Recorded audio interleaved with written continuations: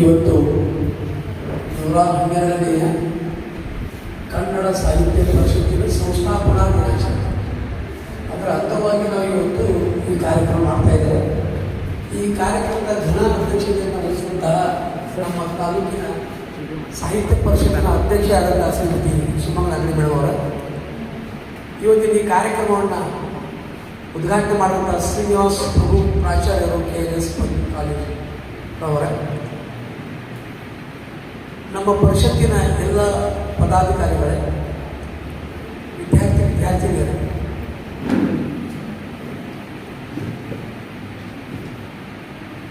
ನಿಮ್ಮಲ್ಲಿ ಎಷ್ಟು ಜನ ಕನ್ನಡ ಮೀಡಿಯಂ SSLC ಓದಿದ್ದೀರಿ? ಯಾರಿಗೂ ಖುಷಿ ಆಯ್ತು. ನೀವೆಲ್ಲ ಕನ್ನಡ ಮಾಧ್ಯಮದಲ್ಲಿ SSLC ಓದಿದ್ದೀರಲ್ಲ, ಅಂದರೆ ನನ್ನ ಮಾತುಗಳು ನಿಮಗೆ ಚೆನ್ನಾಗಿ ಅರ್ಥ ಆಗ್ತವೆ. ಯಾಕೆ ಚೆನ್ನಾಗಿ ಅರ್ಥ ಆಗ್ತಾವೆ ಅಂತಂದರೆ, ನಮ್ಮ ಥಾಟ್ ಪ್ರೊಸೆಸ್ ಹೇಗಿರುತ್ತೆ ಅಂದರೆ, ನಮ್ಮ ಮಾತೃಭಾಷೆಯಲ್ಲೇ ನಮ್ಮ ಮೆದುಳು ಪ್ರೊಸೆಸ್ ಮಾಡಿಕೊಂಡು ಆನಂತರ ಇನ್ನೊಂದು ಭಾಷೆಗೆ ನಾವು ಶಿಫ್ಟ್ ಆಗ್ತೇವೆ. ಅದಕ್ಕಾಗಿ ನನಗೆ ಖುಷಿ ಆಯಿತು. ಯಾಕಂದರೆ ಜಗತ್ತಿನ ಎಲ್ಲ ಸಾಧಕರು ಅವರವರ ಮಾತೃಭಾಷೆಯಲ್ಲಿಯೇ ಪ್ರಾಥಮಿಕ ಪ್ರೌಢ ಶಿಕ್ಷಣವನ್ನು ಪಡೆದವರು. ಇನ್ನೊಂದು ಅಪರಿಚಿತ ಯಾವುದಾದ್ರು ಭಾಷೆಯನ್ನು ಕಲಿತು ನಾವು ಸಾಧನೆ ಮಾಡ್ತೇವೆ ಅಂದ್ರೆ ಆಗಲ್ಲ. ಅದರರ್ಥ ನೀವೆಲ್ಲ SSLC ಕನ್ನಡದಲ್ಲಿ ಕಲ್ತಿದ್ದೀರಲ್ಲ, ನಿಮಗೆ ಸಾಧನೆ ಮಾಡಲಿಕ್ಕೆ ಉತ್ತಮವಾದಂಥ ಅವಕಾಶವನ್ನು ಈಗಾಗಲೇ ಪಡ್ಕೊಂಡ್ಬಿಟ್ಟಿದ್ದೀರಿ. ಅದಕ್ಕಾಗಿ ನಿಮ್ಮನ್ನು ಕೊಂಡು ನನಗೆ ಸಂತೋಷ ಆಯಿತು. ಇವತ್ತು 112ನೇ ವರ್ಷ ಆಗಿದೆ ಕನ್ನಡ ಸಾಹಿತ್ಯ ಪರಿಷತ್ತು ಸ್ಥಾಪನೆಯಾಗಿದೆ. ಯಾವಾಗಾಯಿತು? ಮೇ 5, 1915 ಇಸ್ವಿಯಲ್ಲಿ ಬೆಂಗಳೂರಿನ ಚಾಮರಾಜನಗರದಲ್ಲಿ ಈ ಸಂಸ್ಥೆ ಸ್ಥಾಪನೆ ಆಯಿತು. ಯಾಕೆ ಸ್ಥಾಪನೆ ಆಯಿತು? ಆ ಸಂದೇಶಗಳು ಏನು? ಕನ್ನಡ ನಾಡಿನಲ್ಲೇ ಕನ್ನಡವನ್ನು ಉಳಿಸ್ಲಿಕ್ಕಾಗಿ, ಕನ್ನಡವನ್ನು ಬೆಳೆಸಲಿಕ್ಕಾಗಿ ಇಂಥ ಒಂದು ಸಂಸ್ಥೆ ಸ್ಥಾಪನೆ ಆಗುವಂಥ ಅನಿವಾರ್ಯತೆ ಏನಿತ್ತು? ಇನ್ನೊಂದು ಕಡೆ ಮಾಡಿದರೆ ಹೌದಪ್ಪ ಗೊತ್ತೇವಲ್ಲ, ಅಮೇರಿಕದಲ್ಲೂ ಅಥವಾ ಇನ್ನು ನಮ್ಮ ಬೇರೆ ಬೇರೆ ರಾಜ್ಯಗಳಲ್ಲಿ ಕನ್ನಡದ ಸಂಘಟನೆ ಕಟ್ಟೋದು ಒಂದು ಅರ್ಥ. ಕನ್ನಡದಲ್ಲಿಯೇ ಕನ್ನಡದ ಸಂಸ್ಥೆ ಯಾಕೆ ಕಟ್ಟಬೇಕು ನಾವು? ಅದರ್ಥ ಕನ್ನಡದಲ್ಲಿ ವಿಶಿಷ್ಟವಾಯಿತು ಅಂತ.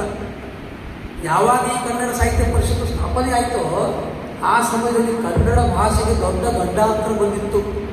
ಅದಕ್ಕಿಂತ ಸ್ವಲ್ಪ ಹಿಂದೆ ಹೇಳಕ್ಕೆ ಇಷ್ಟಪಡ್ತೀನಿ ನಾನು. ಆಗಲೇ ಹಿರೇಮಠ ಬಡವರು ಹೇಳಿದ್ರು, ಸುಮಾರು 2,500 ವರ್ಷದ ಇತಿಹಾಸ ಹೊಂದಿರುವಂಥ ನಮ್ಮ ಕನ್ನಡ ಭಾಷೆ. ನಿಮಗೆ ಕವಿರಾಜ ಮಾರ್ಗದ ಕೃತಿ ಇದೆ ಕನ್ನಡದಲ್ಲಿ, ಶ್ರೀ ವಿಜಯ ಬರೆದಂಥದ್ದು. ಆ ಕವಿರಾಜ ಮಾರ್ಗದಲ್ಲಿ ಹೇಳ್ತಾನಂತ, ಕಾವೇರಿಯಿಂದ ಗೋದಾವರಿವರೆಗಿದ್ದಮ್ಮ ನಾಡದ ಕನ್ನಡದಾಳು ಸಹ ಭಾವಿಸ ಜನಪದ ಅಂತ. ದಕ್ಷಿಣದ ಗೋದಾವರಿಯಿಂದ ದಕ್ಷಿಣದ ಕಾವೇರಿಯಿಂದ ಉತ್ತರದ ಗೋದಾವರಿವರೆಗೆ ತನಕ ಕನ್ನಡ ನಾಡು ಇತ್ತು. ಪುರಂದರದಾಸರ ಹೆಸರು ಕೇಳಿದ್ರೆ ಯಾರು ಗೊತ್ತಲ್ಲ ನಿಮಗೆ? ದಾಸ ಶ್ರೇಷ್ಠ ಪುರಂದರದಾಸ. ಪುರಂದರದಾಸ ಹುಟ್ಟಿದ್ದು ಎಲ್ಲಿ ಗೊತ್ತಾಗಿದ್ರೆ, ಇವತ್ತು ಮಹಾರಾಷ್ಟ್ರದ ಪುಣೆ ಇದೆಯಲ್ಲ, ಪುಣೆಯಿಂದ 90 ಕಿಲೋಮೀಟರ್ ಉತ್ತರ ದಿಕ್ಕಿಗಿರುವಂಥ ಪುರಂದರಗಡ ಅಂತ ಪುರಂದರದಾಸ ಹುಟ್ಟಿದ್ದು. ಈಗ ಕೇವಲ 400 ವರ್ಷಗಳ ಹಿಂದೆ. ಅದರ ಅರ್ಥ ಕನ್ನಡ ನಾಡು ಅಲ್ಲಿದ್ದ ಇತ್ತು. ಪುರಂದರದಾಸ ಹುಟ್ಟಿದ್ದು ಪುಣೆಗಿಂತ ಹಿಂದೆ. ಇವತ್ತಿದೆ ಬೆಳಗಾವಿ ಕನ್ನಡ ಇಲ್ಲ. 100, 500, 600 ಕಿಲೋಮೀಟರ್ ತನಕ ನಮ್ಮ ಕನ್ನಡ ಭಾಷೆ ಅಲ್ಲಿ ಇತ್ತು. ಅಲ್ಲಿಂದ ಬಂದಂಥ ಪುರಂದರದಾಸರು ಕನ್ನಡದ ಶ್ರೇಷ್ಠ ದಾಸರಾದರು. ಹಾಗೆಯೇ ನೀವು ಅಜಂತಾದ ಕೈಲಾಸನಾಥ ದೇವಾಲಯ ಕೇಳಿದ್ರಿ, ಎಲ್ಲೋರದ ಕೈಲಾಸನಾಥ ದೇವಾಲಯ ಕೇಳಿದ್ರೆ, ಅಜಂತ ಎಲ್ಲೋರ ಕೇಳಿದ್ರೆ ಇತಿಹಾಸದಲ್ಲಿ ಎಲ್ಲೋರಾದ ಕೈಲಾಸನಾಥ ದೇವಾಲಯ ಇಡೀ ಪ್ರಪಂಚದ ಅದ್ಭುತವಾದ ದೇವಾಲಯ. ಅದನ್ನು ಕೂಡ ಕಟ್ಟಿದವರು ಕನ್ನಡದ ರಾಜರಾಜೇಂದ್ರ ಚೋಳ. ಅಂದರೆ ಅಲ್ಲಿ ತನಕ ಕನ್ನಡ ಸಾಮ್ರಾಜ್ಯ ಇತ್ತು. ಅಂತಹ ಸಾಮ್ರಾಜ್ಯ 2,000 ವರ್ಷದ ಇತಿಹಾಸ ಹೊಂದಿರುವಂಥ ಸಾಮ್ರಾಜ್ಯ. ಕನ್ನಡದ ಮೊಟ್ಟ ಮೊದಲ ಕವಿ ಯಾರು ಹೇಳ್ತೀರಾ? ಕನ್ನಡದ ಆದಿಕವಿ ಯಾರು ಗೊತ್ತಾ? ಯಾರು? ಯಾರಿಗೂ? ಪಂಪ. ಗೊತ್ತಲ್ಲ ನಿಮಗೆ? ಪಂಪ ಕನ್ನಡದ ಮೊಟ್ಟ ಮೊದಲ ಕವಿ. ಆತ ಹುಟ್ಟಿದ್ದು 949 ಇಸ್ವಿ, 1,000 ವರ್ಷಗಳ ಹಿಂದೆ. ಈಗ ನಾನು 2 ತಿಂಗಳ ಹಿಂದೆ ಪಂಪನ ಮನೆ ನೋಡ್ಲಿಕ್ಕಂತ ಹೋದೆ. ನಾನು ಇಲ್ಲೇ ಗದಗ ಹತ್ರ ಅಲ್ಲಿಗೆರೆ ದೂರಲ್ಲಿದೆ. ಇವತ್ತಿಗೆ ಆ ಮನೆ. ನಾನು ಮುದ್ದಾಮಾಗಿ ಅವ್ರು ಹುಟ್ಟಿಗಳನ್ನ ಮನೆ ತಿರುಗಾಡಿ ನೋಡಿ 1 2 ಗಂಟೆ ಕಾಲ ಕಳೆದು ಬಂದೆ. ನನ್ನ ಜನ್ಮ ಪಾವನ ಆಯಿತು ಅನ್ನುವಂಥ ಭಾವನೆ ಬಂದು ನನಗೆ. ಪಂಪ ಬರೆದಂಥ 2 ಕೃತಿಗಳು, ಶಾಂತಿನಾಥ ಪುರಾಣ ಮತ್ತು ವಿಕ್ರಮಾರ್ಜುನ ವಿಜಯ. ಆ 2 ಕೃತಿಗಳು ಇವತ್ತಿಗೆ ನಿಮ್ಗೆ ಒಂದು ಜನ್ಮದಲ್ಲಿ ಓದಲಿಕ್ಕೆ ಸಾಕಾಗೋದಿಲ್ಲ, ಓದಲಿಕ್ಕೆ ಸಾಧ್ಯ ಇಲ್ಲ. ಅಂಥ ಭಾಷೆಯಲ್ಲಿ ಪಂಪ ಬರೆದಿದ್ದಾರೆ. ಆ ಪಂಪ ಅಂತ ಮಹಾಕಾವ್ಯ ಬರೆಯೋ ಕಾಲಕ್ಕೆ ಇಂಗ್ಲೀಷ್ ಭಾಷೆ ಇದೆಯಲ್ಲ, ಇಂಗ್ಲೀಷ್ ಭಾಷೆ ಕೇವಲ 26 ಪದಗಳ 54 ಪದಗಳ ಭಾಷೆ ಆಗಿತ್ತು. BCA MCA ಇಂಗ್ಲೀಷ್ ಕಲಿತಾ ಇದ್ದಾರೆ, ಇಂಗ್ಲೀಷ್ನ ಹಾವಳಿ ಮಾಡ್ತಾ ಇದ್ದಾರಲ್ಲ ಎಲ್ಲ ಕಡೆ. ಕನ್ನಡ ಶ್ರೇಷ್ಠವಾಗಿ ಬೆಳೀತಾ ಇರುವ ಕಾಲಕ್ಕೆ ಇಂಗ್ಲೀಷ್ ಕಾಡು ಜನರ ಭಾಷೆ ಆಗಿತ್ತು. ವಿದ್ಯಾರ್ಥಿಗಳು ಅರ್ಥ ಮಾಡ್ಕೊಳ್ಳಿ. ನಮಗೆ ನಾವು ಯಾರಂತ ಇಂಗ್ಲೀಷ್, ನಮಗೆ ದೇಶಕ್ಕೆ ಇಂಗ್ಲೀಷ್ ತಂದವ್ರು ಯಾರು? ಇಂಗ್ಲೀಷರು. ಅವ್ರು ಬಂದಿದ್ದೇನಿಂದ? ಇಂಗ್ಲೆಂಡಿಂದ. ಇಂಗ್ಲೆಂಡಿನ ರಾಜಧಾನಿ ಲಂಡನ್ ಇದೆಯಲ್ಲ, ಆ ಲಂಡನ್ನಿಂದ 400 ಕಿಲೋಮೀಟರ್ ದೂರದಲ್ಲಿ ಒಂದು ದೊಡ್ಡ ಕಾಡಿದೆ. ಆ ಕಾಡಿನಲ್ಲಿ ಒಂದು ಕಾಡು ಜನರ ನಾಯಕ, ಆತನ ಹೆಸರು ಆಂಗ್ಲೋ ಸಕ್ಸೋನ. ನೀವು ಅರ್ಥ ಮಾಡ್ಕೊಳ್ಳಿ ಸರಿಯಾಗಿ. ಇಂಗ್ಲೆಂಡಿನ ರಾಜಧಾನಿ ಲಂಡನ್ನಿನಿಂದ 400 ಕಿಲೋಮೀಟರ್ ದೂರದಲ್ಲಿರುವಂತಹ ಕನ್ನಾಡಿನ ಕಾಡು ಜನರ ನಾಯಕ ಆಂಗ್ಲೋ ಸಕ್ಸೋನ. ಆತ ತನ್ನ ದಂಡ ಕಟ್ಕೊಂಡು ಲಂಡನ್ನಿನ ಮೇಲೆ ದಾಳಿ ಮಾಡ್ತಾನೆ. ದಾಳಿ ಮಾಡಿ ವಶಪಡಿಸಿಕೊಂಡ ಅವ್ರ ಮಾತೃಭಾಷೆ ಇಂಗ್ಲೀಷು. ಅದಕ್ಕೆ ಆಂಗ್ಲೋ ಸೆಕ್ಸೋನಿಂದ ಬಂದಂಥ ಭಾಷೆಯಂತೆ ನಾವು ಆಂಗ್ಲರು, ಅವರೇ ಇಂಗ್ಲೀಷವರು. ಅಂದರೆ ನಾವು ಈ ಕಾಡು ಜನರ ಭಾಷೆನ ನಾವು ಪ್ರೀತಿ ಮಾಡ್ತಾ ಇದ್ದೇವೆ. ಇವತ್ತಿನ ಭಾಷೆಗೆ ಏನಿದೆ ಅಂತಂದರೆ ಆಕ್ರಮಣಶಾಲಿ ಗುಣ ಇದೆ. ಎದುರುಗಡೆ ಇದ್ದವರನ್ನು ತುಳಿದು ಬದುಕುವಂಥ ಭಾಷೆ ಆ ಗುಣ ಇದೆ ಅವರ ಇಂಗ್ಲೀಷಿಗೆ. ಹಾಗಂತ ಇಂಗ್ಲೀಷನ್ನು ದೂಷಣೆ ಮಾಡೋದು ಅದು ಅಪಾಯಕಾರಿನೇ. ಇವತ್ತು ಜಗತ್ತಿಗೆ ಇಂಗ್ಲೀಷ್ ಬಿಟ್ಟರೆ ಬೇರೆ ಪರ್ಯಾಯ ಮಾರ್ಗ ಇಲ್ಲ ಅನ್ನೋಷ್ಟು ಬಂದ್ಬಿಟ್ಟು ನಾವು. ಅದಕ್ಕೆ ಹೇಳಿದ್ರು ರಾಜ್ಕುಮಾರ್ ಹಾಡಲ್ಲಿ, ಕಲಿಯೋಕೆ ಕೋಟಿ ಭಾಷೆ ಆಡೋಕೆ ಒಂದೇ ಭಾಷೆ ಅದು ಕನ್ನಡ ಅಂತ ಇಂಗ್ಲೀಷು ನಮ್ಮ ಭಾರತಕ್ಕೆ ಬಂದ ಮೇಲೆ ಅಲ್ಲಿವರೆಗೆ ಕನ್ನಡ ಭಾಷೆ ಸಮೃದ್ಧವಾಗಿ ಬೆಳೀತಾ ಇತ್ತು. ನೀವು ಸೈನ್ಸ್ PUC ಮಾಡಿದಾರಲ್ಲ, ಇವೆಲ್ಲ ಸೈನ್ಸ್ ಮಾಡಿದಾರಲ್ಲ, ಸೈನ್ಸಿನ ಫಾರ್ಮುಲಾಸ್ಗಳು, ಥಿಯರಮ್ಗಳು ಬಹಳ ನೀವು ಓದ್ತಾ ಬಂದಿದ್ದೀರಿ PUC. ಯಾವ ಥಿಯರಮ್ ಕೂಡ, ಯಾವ ಫಾರ್ಮುಲಾ ಕೂಡ ಏಕಕಾಲಕ್ಕೆ ಕಂಡುಹಿಡಿಯಲ್ಪಟ್ಟಿಲ್ಲ.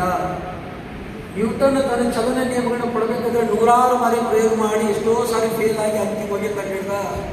ಮೇಡಮ್ ಕ್ಯೂರಿ ಆ ರೇಡಿಯಂ ಕಂಡುಹಿಡಬೇಕಾದ್ರೆ ವರ್ಷಾನುಗಟ್ಟಲೆ ತಪಸ್ಸು ಮಾಡಿ ಇದನ್ನು ಫೇಲ್ ಆಗಿ ಕೊನೆ ಆರೋಗ್ಯ ಕಳ್ಕೊಂಡು ಯುರೇನಿಯಂ ಕಂಡುಹಿಡಿದ್ರು, ರೇಡಿಯಂ ಕಂಡುಹಿಡಿದ್ರು. ಹೀಗೆಲ್ಲ ವಿಜ್ಞಾನದ ಎಲ್ಲ ಪ್ರಯೋಗಗಳು ಏಕಕಾಲಕ್ಕೆ ಸಕ್ಸಸ್ ಆಗೇ ಇದೆ. ಎಷ್ಟೋ ಸಾರಿ ಪ್ರಯೋಗ ಮಾಡಿ ಮಾಡಿ ಮಾಡಿ ಅಂತಿಮದಲ್ಲಿ ಹೋಗಿ ಅವರು ಸಕ್ಸಸ್ ಸಾಧಿಸಿದ್ದಾರೆ. ಆದರೆ ಕನ್ನಡದ ಒಬ್ಬ ಕವಿ ಇದ್ದಾರೆ, ಆತನ ಹೆಸರು ಕುಮಾರವ್ಯಾಸ. ಕೇಳಿದ್ರಲ್ಲ, ಕುಮಾರವ್ಯಾಸನ ಹಾಡಿದ ಕಲಿಯುಗ ದ್ವಾಪರವಾಗುವುದು ಕುರಿತಾರೆ. ಕೇಳಿದ್ರಲ್ಲ ಕುಮಾರವ್ಯಾಸನ ಮನೆಗೆ ಹೋಗ್ಬಂದ ಕಳೆದ 2 ತಿಂಗಳ ಹಿಂದೆ. ಕುಮಾರವ್ಯಾಸ ಹುಟ್ಟು ಬೆಳೆದಿದ್ದು ಗದಗ ಜಿಲ್ಲೆ ಕೋಳಿವಾಡ, ನಮಗೆ ಧಾರವಾಡ ಜಿಲ್ಲೆಯ ಹುಬ್ಬಳ್ಳಿ ತಾಲೂಕಿನ ಕೋಳಿವಾಡ ಕುಮಾರವ್ಯಾಸ ಹುಟ್ಟಿದ್ದು. ಇವತ್ತಿಗೂ ಅವ್ರ ಮನೆ ಇದೆ. ಅವರ ವಂಶಸ್ಥರು ಇವತ್ತಿಗೂ ಜೀವಂತಿದ್ದಾರೆ. ಅವ್ರ ಹತ್ರ ಮಾತಾಡ್ಕೊಂಡು ಬಂದೆ. ಆ ಕುಮಾರವ್ಯಾಸ 10 ಪರ್ವಗಳನ್ನು ಬರ್ದಾನೆ. ವಿಜ್ಞಾನಕ್ಕೂ ಸವಾಲಾಗುವಂಥದ್ದು ಹೇಳ್ತಾ ಇದ್ದೀನಿ, ನಿಮಗೆ ಲಕ್ಷ್ಯ ಕೊಟ್ಟು ಕೇಳಿ. 10 ಪರ್ವದಲ್ಲಿ ಹೇಗೆ ಬರ್ತಾರೆ ಗೊತ್ತಮ್ಮ? ಭಾಮಿನಿ ಷಟ್ಪದಿಯಲ್ಲಿ ಬರೀ. ನೀವು ಹೈಸ್ಕೂಲಲ್ಲಿ ಕಲ್ತಿದ್ದೀರಿ, ಸಂಧಿ ಸಮಾಸ ಕಲ್ತಿದ್ದೀರಿ, ಮತ್ತು ಪ್ರಸ್ತಾರ ಹಾಕಿ ಛಂದಸ್ಸು ಅಲಂಕಾರ ಕಲ್ತಿದ್ರಲ್ಲ ಹೈಸ್ಕೂಲಲ್ಲಿ. ಅಲ್ಲಿ ಲಘುಗುರು ಹಾಕೋದು ಕಲ್ತಿದ್ರಲ್ಲ ನೀವು. ಆ ಭಾಮಿನಿ ಷಟ್ಪದಿ ಅಂದರೆ 3, 4, 3, 4 ಮಾತ್ರೆಗಳು ಹಾಕಬೇಕು. ಒಂದು ಸಾಲು 3, 4, 3, 4 ಆಗಬೇಕು. 14, 14, 21 ಮಾತ್ರೆಗಳು ಬರಬೇಕು. ಇಂಥದ್ದು 3 ಸಾಲು, ಅಂಥದ್ದು ಇನ್ನೊಂದು 3 ಸಾಲು, 6 ಸಾಲುಗಳು ಬರುವಂಥದ್ದು ಷಟ್ಪದಿ. ಅದರಲ್ಲಿ 3, 4, 3, 4 ಮಾತ್ರೆ ಬರುವಂಥದ್ದು ಭಾಮಿನಿ ಷಟ್ಪದಿ. ಹೌದಾ? ಕುಮಾರವ್ಯಾಸನ ಕಾಲಕ್ಕೆ ಆತ ಭಾಮಿನಿ ಷಟ್ಪದಿ ಬರೆದ. 10 ಪರ್ವತಗಳು ಬರೀಬೇಕಾದ್ರೆ 9 ರಸಗಳು ತುಂಬಿಲ್ಲ, 9 ರಸಗಳು ಬರಬೇಕು. ಭಾಮಿನಿ ಷಟ್ಪದಿಯಲ್ಲಿ ಬರೀಬೇಕು. 10 ವರ್ಣಗಳು ಬರಬೇಕು. ಮೂಲ ಮಹಾಭಾರತಕ್ಕೆ ಚ್ಯುತಿ ಆಗಬಾರ್ದು. ಎಲ್ಲಿಯೂ ಮಹಾಭಾರತಕ್ಕೆ ತೊಂದರೆ ಆಗಬಾರ್ದು. ತನ್ನ ಕಾಲದ ತನ್ನ ಗಂಡು ಮೆಟ್ಟಿನ ನೆಲದ ಭಾಷೆಯನ್ನು ಬಳಕೆ ಮಾಡಬೇಕು. 10 ಪರ್ವ ಬರೆದ. ಹೇಗೆ ಬರೆದ ಗೊತ್ತಾ? ನೀವು ಪ್ರಯೋಗ ಮಾಡಿ ನೋಡಿ. ನಮ್ಮ ಪಂಡಿತರ ಪ್ರಯೋಗ ಮಾಡಿದ್ರು. ನಮ್ಮ ಶಾಂತಾರಾಮ್ ಸರ್ ಅವರ ಕನ್ನಡ ಉಪನ್ಯಾಸದ, ನಾನು ಕನ್ನಡದ ಓದ್ಕೊಂಡವನು. ನಮಗೆ ಇಡೀ ದಿನದ ಒಂದು ವಾರ ತಿಂಗಳಿಗೆ ಪ್ರಯತ್ನ ಪಟ್ಟು ಒಂದು ಷಟ್ಪದಿಯನ್ನು ಬರೀಲಿಕ್ಕೆ ಕಷ್ಟಪಟ್ಟು ಬರೀಲಿಕ್ಕೆ ನಮ್ಮ ಕಡೆಯಿಂದ ಸಾಧ್ಯ ಇಲ್ಲ. 100 ಸಾರಿ ಬರೋದು ಪ್ರಸ್ತಾರ ಹಾಕಿ ತಿದ್ದಿ ಬರೀಬೇಕು. ಅಂಥ 10 ಪರ್ವಗಳನ್ನ ಬರೆದಂಥ ಕುಮಾರವ್ಯಾಸ ಒಂದು ಕಂಡೀಷನ್ ಬರೆಯುವಾಗ ಕೈ ನಿಲ್ಲಬಾರದು. ಯೋಚನೆ ಮಾಡಿ ಬರೆಯೋಕ್ಕಿಲ್ಲ, ಕೈಯಲ್ಲಿ ಓಡ್ತಾನೆ ಇರಬೇಕು. ಬರೆದಿದ್ದು ತಪ್ಪಾಗಿದ್ದು ಅಳಿಸುವಂತೆ ಇಲ್ಲ. ಅರ್ಥ ಆಗ್ತಾ ಇದೆಯಾ? ಬರೆಯುವಾಗ ನಿಲ್ಲೋಗಿಲ್ಲ. ಒಮ್ಮೆ ಬರೆದಿದ್ದನ್ನು ಈ ತಪ್ಪಾಗಿದ್ದು ಅಳಿಸಿದ್ದು ಬರೆಯಿಲ್ಲ ಅಂದರೆ ಬರೆದಿದ್ದು ಫೈನಲ್ ಆಗಬೇಕು ಒಂದ್ಸಾರಿ. ಆ ರೀತಿಯಾಗಿ ಬರೆಯುವಂಥ ಕಂಡೀಷನ್ ಅವರು. ಆದರೂ ಕೂಡ ಭಾಮಿನಿ ಷಟ್ಪದಿ ಬರೀಬೇಕು, ಪ್ರಸ್ತಾರ ಹಾಕಿದ್ರೆ ಸರಿ ಬರಬೇಕು, 10 ವರ್ಣಗಳು ಬರಬೇಕು, ನವರಸಗಳು ಬರಬೇಕು, ಮೂಲ ಮಹಾಭಾರತಕ್ಕೆ ಚ್ಯುತಿ ಆಗಬಾರ್ದು, ಮತ್ತು ಡಿಮೈಥಿಫಿಕೇಶನ್ ಅಂತ ಕರೀತಾರೆ ಸಾಹಿತ್ಯ ಭಾಷೆಯಲ್ಲಿ. ಸ್ವರೂಪ ಮಾನವೀಕರಣ ಅಂತ. ತನ್ನ ಕಾಲದ ಬದಲಾವಣೆಗಳನ್ನು ಮತ್ತೆ ಸೇರಿಸ್ಕೊಳ್ಳೋದು. ಇಷ್ಟೆಲ್ಲ ಮಾಡಿಕೊಂಡು ಅಳಕಿಸಿದಂತೆ ಬರೀಬೇಕು. ಕೊನೆಗೆ ಬರೀತಾನೆ, ಪೆನ್ನು ಬಳಪುವ ಪಿಡಿಯನೊಂದಗ್ಗಳಗಳು ಅಂತ ಬರೀತಾನೆ ಕುಮಾರವ್ಯಾಸ. ಪೆನ್ನು ಮತ್ತು ಬಳಪವನ್ನು ಹಿಡಿದು ಒಂದು ಕ್ಷಣ ಕೂಡ ನಾನು ಶಾಲೆ ಕಲ್ತಿಲ್ಲ ಅಂತ ಬರೀತಾರೆ. ನಂಬ್ತೀರಾ? ಶಾಲೆ ಬಗ್ಗೆ ಒಂದು ಅಕ್ಷರವನ್ನು ನಾನು ಪೆನ್ನು ಬಳಪ ಹಿಡ್ಕೊಂಡು ಶಾಲೆನೇ ಕಲ್ತಿಲ್ಲ. ಇಂಥ ಮಹಾನ್ ಗ್ರಂಥವನ್ನು ಕುಮಾರವ್ಯಾಸ ಬರೆದ. ಇವತ್ತಿನ ಯಾವ ವಿಜ್ಞಾನಿಗಳಿಗೆ ಇದು ಸಾಧ್ಯ ಇದೆ ಹೇಳಿ? ನೀವು ಸೈನ್ಸ್ನವರನ್ನು ಈ ಟಾಪಿಕ್ ಹೇಳ್ತಾ ಇದ್ದೀವಿ. ಅಂಥ ಶ್ರೇಷ್ಠ ಲೇಖಕರು ಕವಿಗಳು ನಮ್ಮ ಕನ್ನಡದಲ್ಲಿ ಬೆಳೆದು ಬಂದರು. ಆವಾಗ ಇಂಗ್ಲೀಷಲ್ಲಿತ್ತು. ಕಾಡ ಜನರ ಮರದ ತೊಗಟೆ ಆಮೇಲೆ ಕಾಡಿನ ಎಲೆಗಳು ಸುತ್ತಕೊಂಡು ತಿರುಗಾಡ್ತಾ ಇದ್ರು. ಅಂಥ ಭಾಷೆ ಬ್ರಿಟಿಷರು ತಗೊಂಡ್ಬಂದ್ರು ನಮ್ಮ ದೇಶಕ್ಕೆ.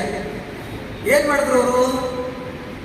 ಕಲ್ಕತ್ತಾದಲ್ಲಿ ಮೊದಲು ಇಂಗ್ಲೀಷ್ ಒಂದು ಕಾಲೇಜ್ ಶುರು ಮಾಡ್ತಾರೆ. ಕಲ್ಕತ್ತಾದಲ್ಲಿ ಭಾರತದ ಮೊದಲು ಕಾಲೇಜ್ ಶುರುವಾಗಿದ್ದು ಕಲ್ಕತ್ತಾದಲ್ಲಿ. ರಾಜಾರಾಮ್ ಮೋಹನ್ ರಾಯ್ ಏನು ಮಾಡ್ತಾರೆ ಅಂದರೆ ಇಂಗ್ಲೀಷ್ ಭಾಷೆನ ಕಲಿಯುವಂತೆ ಪ್ರೋತ್ಸಾಹ ಕೊಡ್ತಾರೆ. ಅಲ್ಲಿವರೆಗೆ ನಮ್ಮ ಜನ ತಮ್ಮ ಭಾಷೆ ಕಲಿತಾ ಇದ್ರು. ಭಾರತದಲ್ಲಿರುವಂಥ ಎಲ್ಲ ರಾಜ್ಯಗಳಲ್ಲಿರುವಂಥ ಅವರವರ ಭಾಷೆಗಳನ್ನು ಕಲಿತಾ ಇದ್ರು.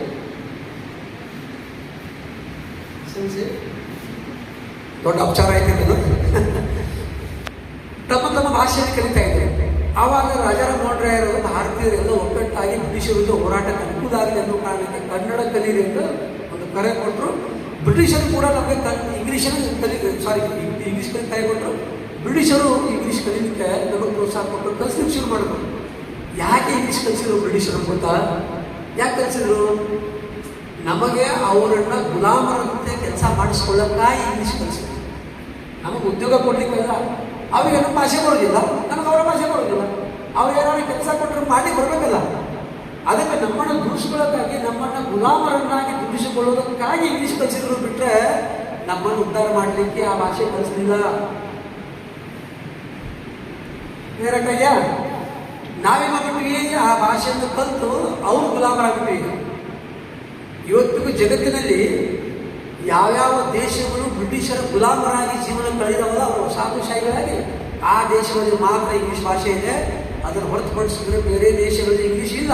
ಇವತ್ತು ಜಪಾನ್ ಜಗತ್ತಿನ ಮುಂದುವರೆದ ದೇಶ, ಅವರು ABCD ಕಲಿಸೋದಿಲ್ಲ, ABCD ಪರಿಚಯ ಮಾಡಿಸೋದಿಲ್ಲ. ಚೀನಾ ಹೋದ್ರೆ ನೀವು, ಅವ್ರು ಯಾವ ಆ್ಯಪ್ನು ಇಂಗ್ಲೀಷ್ನಾಗಿಲ್ಲ, ಅವ್ರು ಯಾವ ಸಾಫ್ಟ್ವೇರು ಇಲ್ಲ, ಅವ್ರ ಭಾಷೆನೇ ಇಂಗ್ಲೀಷ್ನಲ್ಲಿ ಯಾವ ಸಾಫ್ಟ್ವೇರೇ ಇಲ್ಲ. ಅವರು ಇಂಗ್ಲೀಷ್ ಭಾಷೆ ಅಗತ್ಯನೇ ಇಲ್ಲ ಅವರಿಗೆ. ನಮಗೆ ಅಗತ್ಯ ಇದೆ. ಯಾಕೆ? ನಾವು ಅದೇ ಗುಲಾಬಿ ಸಂಸ್ಕೃತಿ ಬದುಕ್ತಾ ಇದ್ದೇವೆ. ಹಾಗಾಗಿ 19ನೇ ಶತಮಾನದ ಆರಂಭದಲ್ಲಿ ಅಥವಾ 18ನೇ ಶತಮಾನದ ಉತ್ತರಾರ್ಧದಲ್ಲಿ ಇಂಗ್ಲೀಷ್ಗೆ ದೊಡ್ಡ ಕಂಟಕ ಬಂತು. ಸಾರಿ, ಕನ್ನಡಕ್ಕೆ ದೊಡ್ಡ ಕಂಟಕ ಬಂದು ಇನ್ನೇನು ಕನ್ನಡ ಬದುಕದಲ್ಲ ಅನ್ನೋ ಪರಿಸ್ಥಿತಿ ಬಂತು. ಯಾಕಂದರೆ ಇಂಗ್ಲೀಷ್ ಕಾಲ ಇತ್ತದು. ಆವಾಗ ಮೈಸೂರಿನ ಅರಸರು ಬರ್ತಾರೆ, ನಾಲ್ವಡಿ ಕೃಷ್ಣರಾಜ ಒಡೆಯರ್ ಅಂತ. ನೀವು ನಾಲ್ವಡಿ ಕೃಷ್ಣರಾಜ ಒಡೆಯರು ಇವತ್ತು ಮೈಸೂರು ಸೀಮೆಗೆ ಹೋದರೆ ಬೆಳಿಗ್ಗೆ ಎದ್ದು ಅವರನ್ನು ದೇವರಂತ ನೆನಪು ಮಾಡಿಕೊಳ್ಳುವಂಥ ದೈವಾಂಶ ಸಂಭೂತರು ಅಂತ ಕರೀತಾರೆ ಅವರನ್ನು. ಇವತ್ತಿನ ಮೈಸೂರು ಮತ್ತು ಆ ಸಾಮ್ರಾಜ್ಯವನ್ನು ಕಟ್ಟಿದಂಥ ಶ್ರೇಷ್ಠ ರಾಜರಲ್ಲಿ ನಾಲ್ವಡಿ ಕೃಷ್ಣರಾಜ ಒಡೆಯರು ಅವರೇ ಪ್ರಮುಖರು. ಮೊದಲಿದೆ ನೋಡಿ ಫೋಟೋ. ಅವರು ಏನು ಮಾಡ್ತಾರೆ ಅಂತಂದರೆ, ಈ ಕನ್ನಡ ಭಾಷೆ ಉಳಿಸ್ಲಿಕ್ಕಾಗಿ ಏನಾದರೂ ಒಂದು ಪ್ರಯೋಗ ಮಾಡಬೇಕಲ್ಲ, ಅವರಿಗೆ ಸಂಸ್ಥೆ ಕಟ್ಟಬೇಕಲ್ಲ ಅಂತೇಳಿ ಅವ್ರ ಮನಸ್ಸಿನಲ್ಲಿ ತುಳಿತ ಆಗ್ತಾ ಇದ್ದಾರೆ. ಆವಾಗ 1912ನೇ ಇಸ್ವಿಯಲ್ಲಿ ಅವರು ಮೈಸೂರು ಆರ್ಥಿಕ ಕಾನ್ಫರೆನ್ಸ್ ಮಾಡ್ತಾರೆ, ಆರ್ಥಿಕ ಸಮ್ಮೇಳನ. ಮೈಸೂರು ಆರ್ಥಿಕ ಸಮ್ಮೇಳನ ಮಾಡ್ತಾರೆ, 1912ರಲ್ಲಿ ಮಾಡ್ತಾರೆ. ಆ ಸಮ್ಮೇಳನದಲ್ಲಿ ಒಂದು ಶೈಕ್ಷಣಿಕ ಸಮಿತಿ ಒಂದು ರಚನೆ ಆಗ್ತದೆ. ಆ ಶೈಕ್ಷಣಿಕ ಶಿಕ್ಷಣ ಸಮಿತಿಯವರು ಈ ಕನ್ನಡಕ್ಕೆ ದೊಡ್ಡ ಗಂಡಾಂತರ ಬಂದಿದೆ, ಇದು ಉಳಿಸ್ಬೇಕಂತಂದ್ರೆ ಒಂದು ಸ್ವಾಯತ್ತ ಸಂಸ್ಥೆ ಬೇಕು. ಅವಾಗ ಇನ್ನು ಸರ್ಕಾರನೇ ಆಗಿದೆ, ಇದು ಬ್ರಿಟಿಷರ ಕಾಲ. ಇದು ಒಂದು ಸಂಸ್ಥೆ ಬೇಕು, ಅಂಥ ಸಂಸ್ಥೆ ಸ್ಥಾಪನೆ ಆಗಬೇಕಂತೇಳಿ ನಿರ್ಣಯ ಕೊಡ್ತಾರೆ, ಒಂದು ಸಲಹೆ ಕೊಡ್ತಾರೆ. ಅದಕ್ಕೆ ತಕ್ಷಣವೇ ನಾಲ್ವಡಿ ಕೃಷ್ಣರಾಜ ಒಡೆಯರು ಒಪ್ತಾರೆ. ಒಪ್ಪಿ ಅವರು ರಾಜಾಜ್ಞೆ ಮಾಡ್ತಾರೆ. ಮತ್ತು ಆರ್ಥಿಕವಾಗಿ ಸಾಕಷ್ಟು ಅನುಕೂಲಗಳು ಮಾಡಿಕೊಡ್ತಾರೆ. ಅವರ ಪ್ರತಿಫಲ, ಅವರ ಒಂದು ಆಶೀರ್ವಾದದ ಫಲವಾಗಿ ಮತ್ತು ಎರಡನೇ ಫೋಟೋ ಇದೆ ನೋಡಿ, ಸರ್ ಎಂ ವಿಶ್ವೇಶ್ವರಯ್ಯ ಅವರ ಒಂದು ಮುಂದಾಲೋಚನೆ ಮತ್ತು ಮಾರ್ಗದರ್ಶನದಲ್ಲಿ ಕನ್ನಡ ಸಾಹಿತ್ಯ ಪರಿಷತ್ತು ಮೊದಲು ಕರ್ನಾಟಕ ಸಾಹಿತ್ಯ ಪರಿಷತ್ತು ಅಂತ ಅನುಷ್ಠಾನ ಆಗ್ತದೆ. ಅದರ ಮೊದಲ ಹೆಸರೇನು? ಕರ್ನಾಟಕ ಸಾಹಿತ್ಯ ಪರಿಷತ್ತು. ಮೇ 5, 1915 ಇಸ್ವಿಯಲ್ಲಿ ಬೆಂಗಳೂರಿನ ರಾಜಾಜಿನಗರದಲ್ಲಿ ಅನುಷ್ಠಾನ ಆಯಿತು. ಮುಂದೆ ಅದು ಕನ್ನಡ ಸಾಹಿತ್ಯ ಪರಿಷತ್ತು ಅಂತೇಳಿ ನಾಮಕರಣ ಆಗುತ್ತೆ. ಅಲ್ಲಿಂದ ಕನ್ನಡವನ್ನು ಉಳಿಸುವಂಥ, ಬೆಳೆಸುವಂಥ ಒಂದು ಪ್ರಕ್ರಿಯೆಗಳು ಶುರು ಆಗ್ತಾ ಬಂದು ಆ ನಂತರ ಭಾರತ ಸ್ವತಂತ್ರ ಆಯಿತು, ಬ್ರಿಟಿಷರು ನಮ್ಗೆ ಬಿಟ್ಟು ಹೋದರು. ನಮಗೆ ಅವರು ತಂದು ಬಿಟ್ಟು ಹೋದ ಭೂತ ಇಲ್ಲಿ ಇದೆಯಲ್ಲ, ಇಂಗ್ಲೀಷ್ ಅನ್ನೋ ಭೂತ, ಅದನ್ನು ನಮ್ಮಲ್ಲೇ ಬಿಟ್ಟು ಹೋಗ್ಬಿಟ್ರು. ನಾವು ಅದನ್ನು ಇಟ್ಕೊಂಡ್ಬಿಟ್ವಿ. ಅದನ್ನು ನಾವು ನೀರಾಗಿ ಬೆಳೆಸ್ತಾ ಇದ್ದೀವಿ. ಇವತ್ತಿಗೂ ಅದು ನಮ್ಗೆ ಏನಾಗಿದೆ ಅಂದರೆ ಕಂಟಕ ಆಗುತ್ತೆ. ನಿಮ್ಗೆ ಅದೇ ಹೇಳಿದೆ, ಇಂಗ್ಲೀಷು ಬಿಟ್ಟು ಬದುಕೊಂಡಿಲ್ಲ, ಅದೇ ಪ್ರಧಾನವಾಗಿ ನಾವು ಕಲಿದ ಅಗತ್ಯ ಇಲ್ಲ. ಯಾರು ತನ್ನ ಮಾತೃಭಾಷೆಯಲ್ಲಿ ಕಲಿತಾರೆಯೋ, ಇನ್ನೊಂದು ಭಾಷೆ, ಒಂದು ಭಾಷೆ ಇದೆಯಲ್ಲ, ಯಾವುದಾದ್ರು ಒಂದು ಭಾಷೆಗೆ, ಅದು ನಮ್ಮ ಮಾತೃಭಾಷೆ ವಿಸ್ತೃತ ರೂಪ. ನೀವು ಜಗತ್ತಿನ ಯಾವುದೇ ಭಾಷೆ ತಗೊಳ್ರಿ, ಕೇವಲ ಇಂಗ್ಲೀಷ್ ಅಲ್ಲ, ಯಾವ ಭಾಷೆ ತಗೊಂಡ್ರು ಕೂಡ ಅದು ನಮ್ಮ ಮಾತೃಭಾಷೆಯ ವಿಸ್ತೃತ ರೂಪ. ನಮ್ಮ ಭಾಷೆಯ ಒಳ ರಚನೆಗಳು, ನಮ್ಮ ಭಾಷೆಯ ರಚನೆ ಹೇಗಾಗಿದೆ, ಇದರ ವಾಕ್ಯ ರೂಪ ದೋಷಗಳು ಏನೇನು ಅರ್ಥ ಆಗ್ತವೆ, ಅದನ್ನು ನಾವು ಅರ್ಥ ಮಾಡಿಕೊಂಡ್ರೆ ಅದರ ಆಧಾರದ ಮೇಲೆ ನಾವು ಇನ್ನೊಂದು ಭಾಷೆ ಚೆನ್ನಾಗಿ ಕಲಿಬಹುದು. ಅದರ ಅರ್ಥ ಏನಂದರೆ, ನಾವು ಕನ್ನಡವನ್ನು ಚೆನ್ನಾಗಿ ಕಲಿತರೆ ಮಾತ್ರ ಚೆನ್ನಾಗಿ ಇಂಗ್ಲೀಷ್ ಕಲಿತೇವೆ. ಕನ್ನಡವನ್ನೇ ಸರಿ ಕಲಿತಿಲ್ಲ, ನಾವು ಕಲಿಯುವಾಗ ಪ್ರಾರಂಭದ ಭಾಷೆನೇ ಸರಿ ಕಲಿತಿಲ್ಲ, ನಾವಾಗ ನಮಗೆ ಇನ್ನೊಂದು ಭಾಷೆ ಕಲಿಯಲಿಕ್ಕೆ ಬರೋದೇ ಇಲ್ಲ. ಹಾಗಾಗಿ ಯಾರ್ಯಾರು ಕನ್ನಡವನ್ನು ಚೆನ್ನಾಗಿ ಕಲಿತಿದ್ದೀರೋ, ನೀವು ಮಾತ್ರ ಇಂಗ್ಲೀಷ್ ಫಸ್ಟ್ ಲ್ಯಾಂಗ್ವೇಜ್ ಇಂಗ್ಲೀಷ್ ಕಲಿತಾರೋ ಅವ್ರಿಗಿಂತ ಚೆನ್ನಾಗಿ ಇಂಗ್ಲೀಷ್ ಕಲಿತೀರಿ. ಅದಕ್ಕೆ ಉದಾಹರಣೆ ನಿಮಗೆ, ಜಗತ್ತಿನ ಶ್ರೇಷ್ಠಾತ ಶ್ರೇಷ್ಠ ಇಂಗ್ಲೀಷ್ ಲೇಖಕರಲ್ಲಿ ಭಾರತದಿಂದ ಹೋದಂಥ ಇಂಗ್ಲೀಷ್ ಸಾಹಿತ್ಯರಿದ್ದಾರೆ. ಇಂಗ್ಲೀಷ್ ಸಾಹಿತ್ಯ ಇತಿಹಾಸ ತೆಗೆದಾಗ ಇಂಗ್ಲೀಷರಿಗೆ ಕೊಡುಗೆ ಕೊಟ್ಟಂಥ ಭಾರತೀಯ ಇಂಗ್ಲೀಷ್ ಲೇಖಕರು ನೋಬೆಲ್ ಪ್ರೈಸ್ ತಗೊಂಡಾರೆ. ಸಲ್ಮಾನ್ ರಶ್ದಿ ಅಂತ ತಗೊಂಡಾರೆ, ನಮ್ಮ ಮನೋಹರ್ ಬೆಳಗಾವ್ಕರ್ ಅಂತ ತಗೊಂಡಾರೆ. ನೋಬೆಲ್ ಪ್ರೈಸ್ ಇಂಗ್ಲೀಷ್ ಅಂತ ತಗೊಂಡಿದ್ದಾರೆ. ನಮ್ಮ ಯಾರು ರವೀಂದ್ರನಾಥ್ ಟಾಗೋರ್ ಅಂತ ತಗೊಂಡಾರೆ. ಇವರೆಲ್ಲ ತಮ್ಮ ತಮ್ಮ ಭಾಷೆಯಲ್ಲೇ ಕಲ್ತಂಥವ್ರು, ಅವ್ರು ಯಾರು ಇಂಗ್ಲೀಷಲ್ಲಿ ಕಲಿತಿಲ್ಲ. ಇವತ್ತು ಜವಾಹರ್ಲಾಲ್ ನೆಹರೂರವರ ಇಂಗ್ಲೀಷಿನ ಚಿತ್ರ ಓದಿ ನೋಡಿ ನಿಮ್ಗೆ ಯಾರು ಊಟ ಓದೋಕ್ಕಾಗಲ್ಲ, ಅಷ್ಟು ಮೇಲ್ಮಟ್ಟದ ಲ್ಯಾಂಗ್ವೇಜ್ ಅವರು ಇಂಗ್ಲೀಷು. ಕಮಲಾ ನೆಹರು ಅಂತೂ ಅದ್ಭುತವಾದಂಥ ಇಂಗ್ಲೀಷ್ ತೋರು. ಅವರೆಲ್ಲ ತಮ್ಮ ತಮ್ಮ ಮಾತೃಭಾಷೆಯನ್ನು ಕಲ್ತಂಥವ್ರು. ಮನೋಹರ್ ಬೆಳಗಾವ್ಕರ್ ಈಗ ಜೇಡಾದಲ್ಲಿ ಕಾಡಿನಲ್ಲಿ ಇದ್ರು, ಅವರು ದೊಡ್ಡ ಕವಿಗಳು, ಶ್ರೇಷ್ಠ ಲೇಖಕರು. ಅವ್ರ ಮಾತೃಭಾಷೆ ಮರಾಠಿಯಲ್ಲಿ ಕಲಿತು ಹೋಗಿ ಇಂಗ್ಲೀಷಲ್ಲಿ ಶ್ರೇಷ್ಠ ಲೇಖಕರಾಗ್ಬಿಟ್ರು. ಅದರ ಅರ್ಥನ ಹೇಳ್ತಾ ಇರ್ತದೆ, ನಿಮ್ಮ ಮಾತೃಭಾಷೆಯನ್ನು ಕಲಿತರೆ ಮಾತ್ರ ನೀವು ಇಂಗ್ಲೀಷನ್ನು ಚೆನ್ನಾಗಿ ಕಲಿಯೋಕ್ಕೆ ಸಾಧ್ಯ ಇದೆ. ಹಾಗಾಗಿ ನಾವು ಮೊದಲು ನಮ್ಮ ಭಾಷೆಯನ್ನು ಕಲಿಯೋಣ. ಆ ಭಾಷೆಯನ್ನು ಉಳಿಸಲಿಕ್ಕಾಗಿ ಈ ಸಾಹಿತ್ಯ ಪರಿಷತ್ತು ರಚನೆ ಆಯಿತು. ಇದರ ಮೂಲ ಉದ್ದೇಶಗಳೇನಪ್ಪ? ಸ್ಥಾಪನೆ ಆಗಿದ್ದು ನಾಲ್ವಡಿ ಕೃಷ್ಣಯ್ಯ ಒಡೆಯರಿಂದ. ಅದಕ್ಕೆ ಪ್ರೇರಣೆ ಸಿಕ್ಕಿದ್ದು ಮತ್ತು ಮಾರ್ಗದರ್ಶನ ಸಿಕ್ಕಿದ್ದು ಸರ್ ಎಂ ವಿಶ್ವೇಶ್ವರಯ್ಯ. ಆ ನಂತರ ಮತ್ತೆ ಎರಡನೇ ದಿವಾನರು ಬರ್ತಾರೆ, ಮಿರ್ಜಾ ಇಸ್ಮಾಯಿಲ್ ಅಂತ. ಇವರೆಲ್ಲ ನಾಲ್ವಡಿ ಕೃಷ್ಣರಾಜ ಒಡೆಯರವರ ದಿವಾನರು, ಸರ್ ಎಂ ವಿಶ್ವೇಶ್ವರಯ್ಯ ಮತ್ತು Mirza Ismail. Sir M Visvesvaraya. M ಅಂದ್ರೆ ಏನು ಗೊತ್ತಾ ನಿಮಗೆ? ಗೊತ್ತಾ ವಿದ್ಯಾರ್ಥಿಗಳು? ಎಂ ಅಂದ್ರೆ ಗೊತ್ತಾ? ಮೋಕ್ಷ ಗುಡ್ಡಂ. ನಿಮ್ಗೆ ಯಾಕಂತ ಕೇಳಿದೆ ಅಂದರೆ, ನಾಳೆ ಎಂಜಿನಿಯರ್ಸ್ ಆಗೋಣ ಅಥವಾ ಈ MCA ಮಾಡ್ಕೊಂಡು ಅದನ್ನು ಎಂಜಿನಿಯರ್ ಪರಿಗಣಿಸ್ತಾರೆ. ಎಂಜಿನಿಯರ್ನ ಜಗತ್ತಿನ ಶ್ರೇಷ್ಠ ಎಂಜಿನಿಯರ್ ಬಗ್ಗೆ ಗೊತ್ತಿರಬೇಕಲ್ಲ ನಮಗೆ. Sir M Visvesvaraya. ಸರ್ ಅಂದ್ರೆ ಏನು? SIR. ಆಗ ಪದವಿ ಯಾರು ಕೊಟ್ಟರು ಅವರಿಗೆ? ಇಂಗ್ಲೀಷಲ್ಲಿ ಕೊಟ್ಟರು. ಏನು ಸರ್ ಅಂದರೆ ಗೊತ್ತಾ? ನಾವೆಲ್ಲರೂ ಸರ್ ಅಂತೇವಲ್ಲ ಇವತ್ತಿಗೆ, ಎಲ್ಲರೂ ಸರ್ ಅಂತ. ಸರ್ ಅಂದರೆ ಏನು ಗೊತ್ತಾ ನಿಮಗೆ? ಸ್ಲೇವರಿ ಇನ್ ರಿನ್ಯೂ. ಅದರ ಅರ್ಥ, ನಾನು ನಿಮಗೆ ಸರ್ ಅಂತ ಅಂದರೆ ನಾನು ಮತ್ತೆ ನಿಮ್ಮ ಗುಲಾಮ ಒಪ್ಕೊಂಡಂಗೆ. ಅದರ ನಿಜವಾದ ಅರ್ಥ ಯಾರಿಗೂ ಗೊತ್ತಿಲ್ಲ. ಸರ್ ಅಂತಂದರೆ ಸ್ಲೇವರಿ ಇನ್ ರಿನ್ಯೂ, SIR. ನಾನು ನಿನ್ನ ಗುಲಾಮ ಅಂತ ರಿನ್ಯೂವಲ್ ಮಾಡ್ಕೊಂಡಂತೆ. ಬ್ರಿಟಿಷರು ನಮ್ಮನ್ನು ಸರ್ ಅನಿಸ್ತಿದ್ರು. ಅವ್ರು ಅಂತಾರೆ ಮಿಸ್ಟರ್ ಅಂತಾರೋ. ನಮ್ಮ ಮೋದಿಗೆ ಮಿಸ್ಟರ್ ಮೋದಿ ಅಂತಾರೋ, ಸರ್ ಮೋದಿ ಅನ್ನೋದು, ಮಿಸ್ಟರ್ ಟ್ರಂಪ್ ಅಂತಾರೋ. ಅಥವಾ ಗೊತ್ತಾಯ್ತಾ ಇದೆಯಾ? ಅವ್ರು ಇನ್ನೊಬ್ಬರಿಗೆ ಸರ್ ಅನ್ನೋದಿಲ್ಲ, ನಮ್ಮದೇ ಸರ್ ಅನಿಸಿದ್ರು. ಎಲ್ಲರೂ ಸರ್ ಅಂತ ವಿಶ್ವೇಶ್ವರಯ್ಯನಿಗೆ ಸರ್ ಅಂತ ಪದವಿ ಕೊಟ್ಟರು. ನಾವೇನು ಮಾಡ್ತಾ ಇದ್ದೇವೆ? ಸರ್. ಮೇಡಮ್ ಅಂದರೆ ಏನು ಗೊತ್ತದೆ ನಿಮಗೆ? ನಾವೆಲ್ಲರೂ ಮೇಡಮ್ ಅಂತ ಹೋದಾಗ ಅಪಾರ್ಟ್ ಮಾಡ್ಕೊಂಡ್ಬಿಟ್ರೆ ಅದಕ್ಕಾಗಿ ಕೆಲವರು ನಾವು ಮೇಡಮ್ ಅನ್ನೋದು ಭಾಳ ಕಷ್ಟ, ಭಾಳ ಹೊಲಿಸ್ಕೊಳ್ಳೋದು ನಮಗೆ ಗೊತ್ತೇ ಇಲ್ಲ. ಮಧ್ಯಕಾಲೀನ ಯುಗದಲ್ಲಿ, ಮಧ್ಯಪ್ರಾಚ್ಯಗಳಲ್ಲಿ, ದೇಶಗಳಲ್ಲಿ ಅಲ್ಲಿ ಇಂಗ್ಲೀಷ್ ಪ್ರಭಾವ ಇದೆ. ಅಲ್ಲಿ ಸುಳೆಗಾರಿಕೆ ಮಾಡುವಂಥವ್ರನ್ನ ಮೇಡಮ್ ಅಂತ ಕರಿತಿದ್ರು. ಇತಿಹಾಸದಾಗ ನೋಡ್ರಿ ಇಂಗ್ಲೀಷ್ ಭಾಷೆ ಅರ್ಥ ಆಯ್ತಾ? ವೇಷಾವಾಟಿಕೆ ಮಾಡುವಂತಹ ಜನರನ್ನು ಗುರುತಿಸ್ಲಿಕ್ಕಾಗಿ ಆ ಹೆಣ್ಮಕ್ಳನ್ನ ಮೇಡಮ್ ಅಂತ ಇದ್ರು. ನಾವೇನಂತ ಇದ್ದೇವೆ? ಮೇಡಮ್ ಅಂತೇಳಿ ಎಲ್ಲರಿಗೂ ಮೇಡಮ್ ಅಂತ. ಅದರ ಅರ್ಥ ಗೊತ್ತಿದೆ ನಮಗೆ. ಇದು ಇಂಗ್ಲೀಷ್ ಭಾಷೆಯ ದುರಂತಗಳಿವೆ. ನಾವು ಅದನ್ನು ನಮ್ಮದಾಗಿಸ್ಕೊಂಡ್ಬಿಟ್ಟೇವೆ. ಯಾಕೆ ಪದ ಬದಲಾವಣೆ ಆಗಬೇಕು? ಕನ್ನಡದಲ್ಲೂ ಕೂಡ ಆಗೋದಿದ್ದಾವೆ. ಅಪ್ಪ ಅಂದರೆ ಅಮ್ಮ, ಅಮ್ಮ ಅಂದರೆ ಅಪ್ಪ ರೀ. ಕನ್ನಡದಲ್ಲಿ 1000 ವರ್ಷಗಳ ಹಿಂದೆ ಅಪ್ಪಗೆ ಅಪ್ಪ ಅಂತ ಕರೆದಾಗಿದ್ರು, ಅಮ್ಮ ಅಂತಿದ್ರು. ಅಮ್ಮಗೆ ಏನಂತಿದ್ರು? ಅಪ್ಪ ಅಂತಿದ್ರು. ಪದಗಳಿಗೆ ಬದಲಾವಣೆ ಇದ್ದದ್ದು. ಮುಂದೆ ಬಳಕೆ ಆಗ್ತಾ ಆಗ್ತಾ ಅಪ್ಪಗೆ ಅಪ್ಪ ಆಗೋಯ್ತದು, ಅಮ್ಮಗೆ ಅಮ್ಮ ಆಗೋದು. ಹಾಗೆ ನಮ್ಮಲ್ಲಿ ಬಂದು ಮೇಡಮ್, ಆ ಶಬ್ದ ಹೋಗಿ ಒಳ್ಳೆಯವರಿಗೆ ಮೇಡಮ್ ಅಂತ ಅಂತ ಆ ಪದ ನಮ್ಮ ಕೈಯಾಗ ಒಳ್ಳೆಯ ರೂಪ ಪಡ್ಕೊಂಡು ಬಂದು ನಾವು ಬಳಕೆ ಮಾಡ್ತಾ ಇದ್ದೇವೆ. ಅಷ್ಟೇ ಬಿಟ್ಟರೆ ಅದರಲ್ಲಿ ಯಾವುದು ಒಳ್ಳೆಯ ಅರ್ಥ ಇಲ್ಲ. ನಾವು ಒಳ್ಳೆಯದಾಗಿ ಬಳಸ್ಕೊಳ್ತಾ ಇದ್ದೇವೆ. ಅದಕ್ಕೆ ಅರ್ಥ ಆಗ್ತಾ ಇದೆ ಮಕ್ಕಳ. ಮುಂದೆ ಯಾರು ಬಂದರು? ಮಿರ್ಜಾ ಇಸ್ಮಾಯಿಲ್ 2ನೇ ದಿವಾನರಾಗಿ ಅವರು ಇದನ್ನು ಮತ್ತೆ ಬೆಳೆಸಿದ್ರು. ಏನು ಮಾಡಬೇಕು ಅವರು ಅಂತ ಬೆಳೆಸಲಿಕ್ಕಾಗಿ ಕನ್ನಡ ಸಾಹಿತ್ಯ ಪರಿಷತ್ತು ಕೇಳಿ ಬೆಂಗಳೂರು ಸೀಮಿತ ಆಗೋದು ಬೇಡ ಅಂತ ಜಿಲ್ಲಾ ಮಟ್ಟದನ್ನು ವಿಸ್ತರಿಸ್ತಾ ಅವರು ಇವತ್ತು ಜಿಲ್ಲಾ ಸಾಹಿತ್ಯ ಪರಿಷತ್ತುಗಳಿದ್ದಾವೆ, ತಾಲೂಕು ಸಾಹಿತ್ಯ ಪರಿಷತ್ತುಗಳಿದ್ದಾವೆ. ಹೀಗೆ ಮಾಡ್ತಾ ಮಾಡ್ತಾ ಕನ್ನಡ ಸಾಹಿತ್ಯ ಸಮ್ಮೇಳನ ಮಾಡ್ತಾ ಹೋದ್ರು. ಇವತ್ತು 86ಕ್ಕಿಂತ ಹೆಚ್ಚು ಸಾಹಿತ್ಯ ಸಮ್ಮೇಳನಗಳು ಆಗಿದ್ದಾವೆ. ಸಾಹಿತ್ಯದ ಕನ್ನಡ ಗೋಳುಗಳು ನಿರ್ಮಾಣ ಆಗ್ತಾ ಇದ್ದಾವೆ. ಒಟ್ಟಾರೆ ಏನಂತಂದರೆ ಕನ್ನಡವನ್ನು ಬೆಳೆಸಬೇಕು, ಉಳಿಸಬೇಕು ಅಂತ ಇದು ಬೆಳೀತಾ ಬಂತು. ಆ ನಂತರ ಈ ಪ್ರಕ್ರಿಯೆ ಆದ ನಂತರ ಒಂದು 100 ವರ್ಷಗಳ ಅವಧಿಯಲ್ಲಿ ಕನ್ನಡ ಸಮೃದ್ಧವಾಗಿ ಬೆಳೀತು, ಸಾಕಷ್ಟು ಚೆನ್ನಾಗಿ ಬೆಳೀತು. ನಿಮಗೆ ಕುವೆಂಪು ಗೊತ್ತಲ್ಲ, ಏನು ಕರಿತೀವಿ ನಾವು? ರಾಷ್ಟ್ರಕವಿ ಕುವೆಂಪು ಅಂತ ಕರಿತೀವಿ, ಹೌದಾ? ಅವರು ಕನ್ನಡದ ಮೊಟ್ಟ ಮೊದಲು ಎಲ್ಲ ಪ್ರತಿಷ್ಠೆಗಳನ್ನು ಕನ್ನಡಕ್ಕೆ ತಂದರು.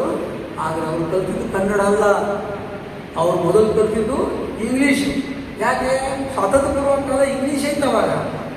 BM ಶ್ರೀಕಂಠಯ್ಯ ಅವರನ್ನು ಕನ್ನಡದ ಕಣ್ಣು ಅಂತ ಕರೀತಾರೆ. ಕನ್ನಡದ ಕಣ್ಣು ಅಂದರೆ ಏನು? ಸೀತೆ ಮಾತೆ ಗರ್ಭಿಣಿ ಇದ್ದಾಗ ರಾಮ ಹೋಗಿ ಕಾಡಿಗೆ ಕೊಡ್ತಾರಲ್ಲ, ಸೀತೆ ವನವಾಸದ ಕಾಡಿಗೆ ಇರ್ತಾರಲ್ಲ ಗರ್ಭಿಣಿಯಾಗಿ, ಆವಾಗ ಅನಾಥೆ ಆಗಿಬಿಡ್ತಾಳಾಗಿ. ಆ ಅನಾಥೆಯನ್ನು ಕರ್ಕೊಂಡು ಹೋಗಿ ಸಾಕಿ ಅವಳಿಗೆ ಜೀವನ ಕೊಟ್ಟಂಥವರು ಕಣ್ಣು ಮಹರ್ಷಿಗಳು. ಹಾಗೆ ಕನ್ನಡ ಭಾಷೆಗೆ ಆ ಕಾಲಕ್ಕೆ ಅನಾಥ ಆಗೋದು, ಆವಾಗ ಅದನ್ನು ಮತ್ತೆ ಬೆಳೆಸಿದವರು BM ಶ್ರೀಕಂಠಯ್ಯ. ಅದಕ್ಕಾಗಿ ಅವರನ್ನು ಕನ್ನಡದ ಕಣ್ಣುವ ಅಂತ ಕರೆದು BM ಶ್ರೀಕಂಠಯ್ಯ ಅವರು.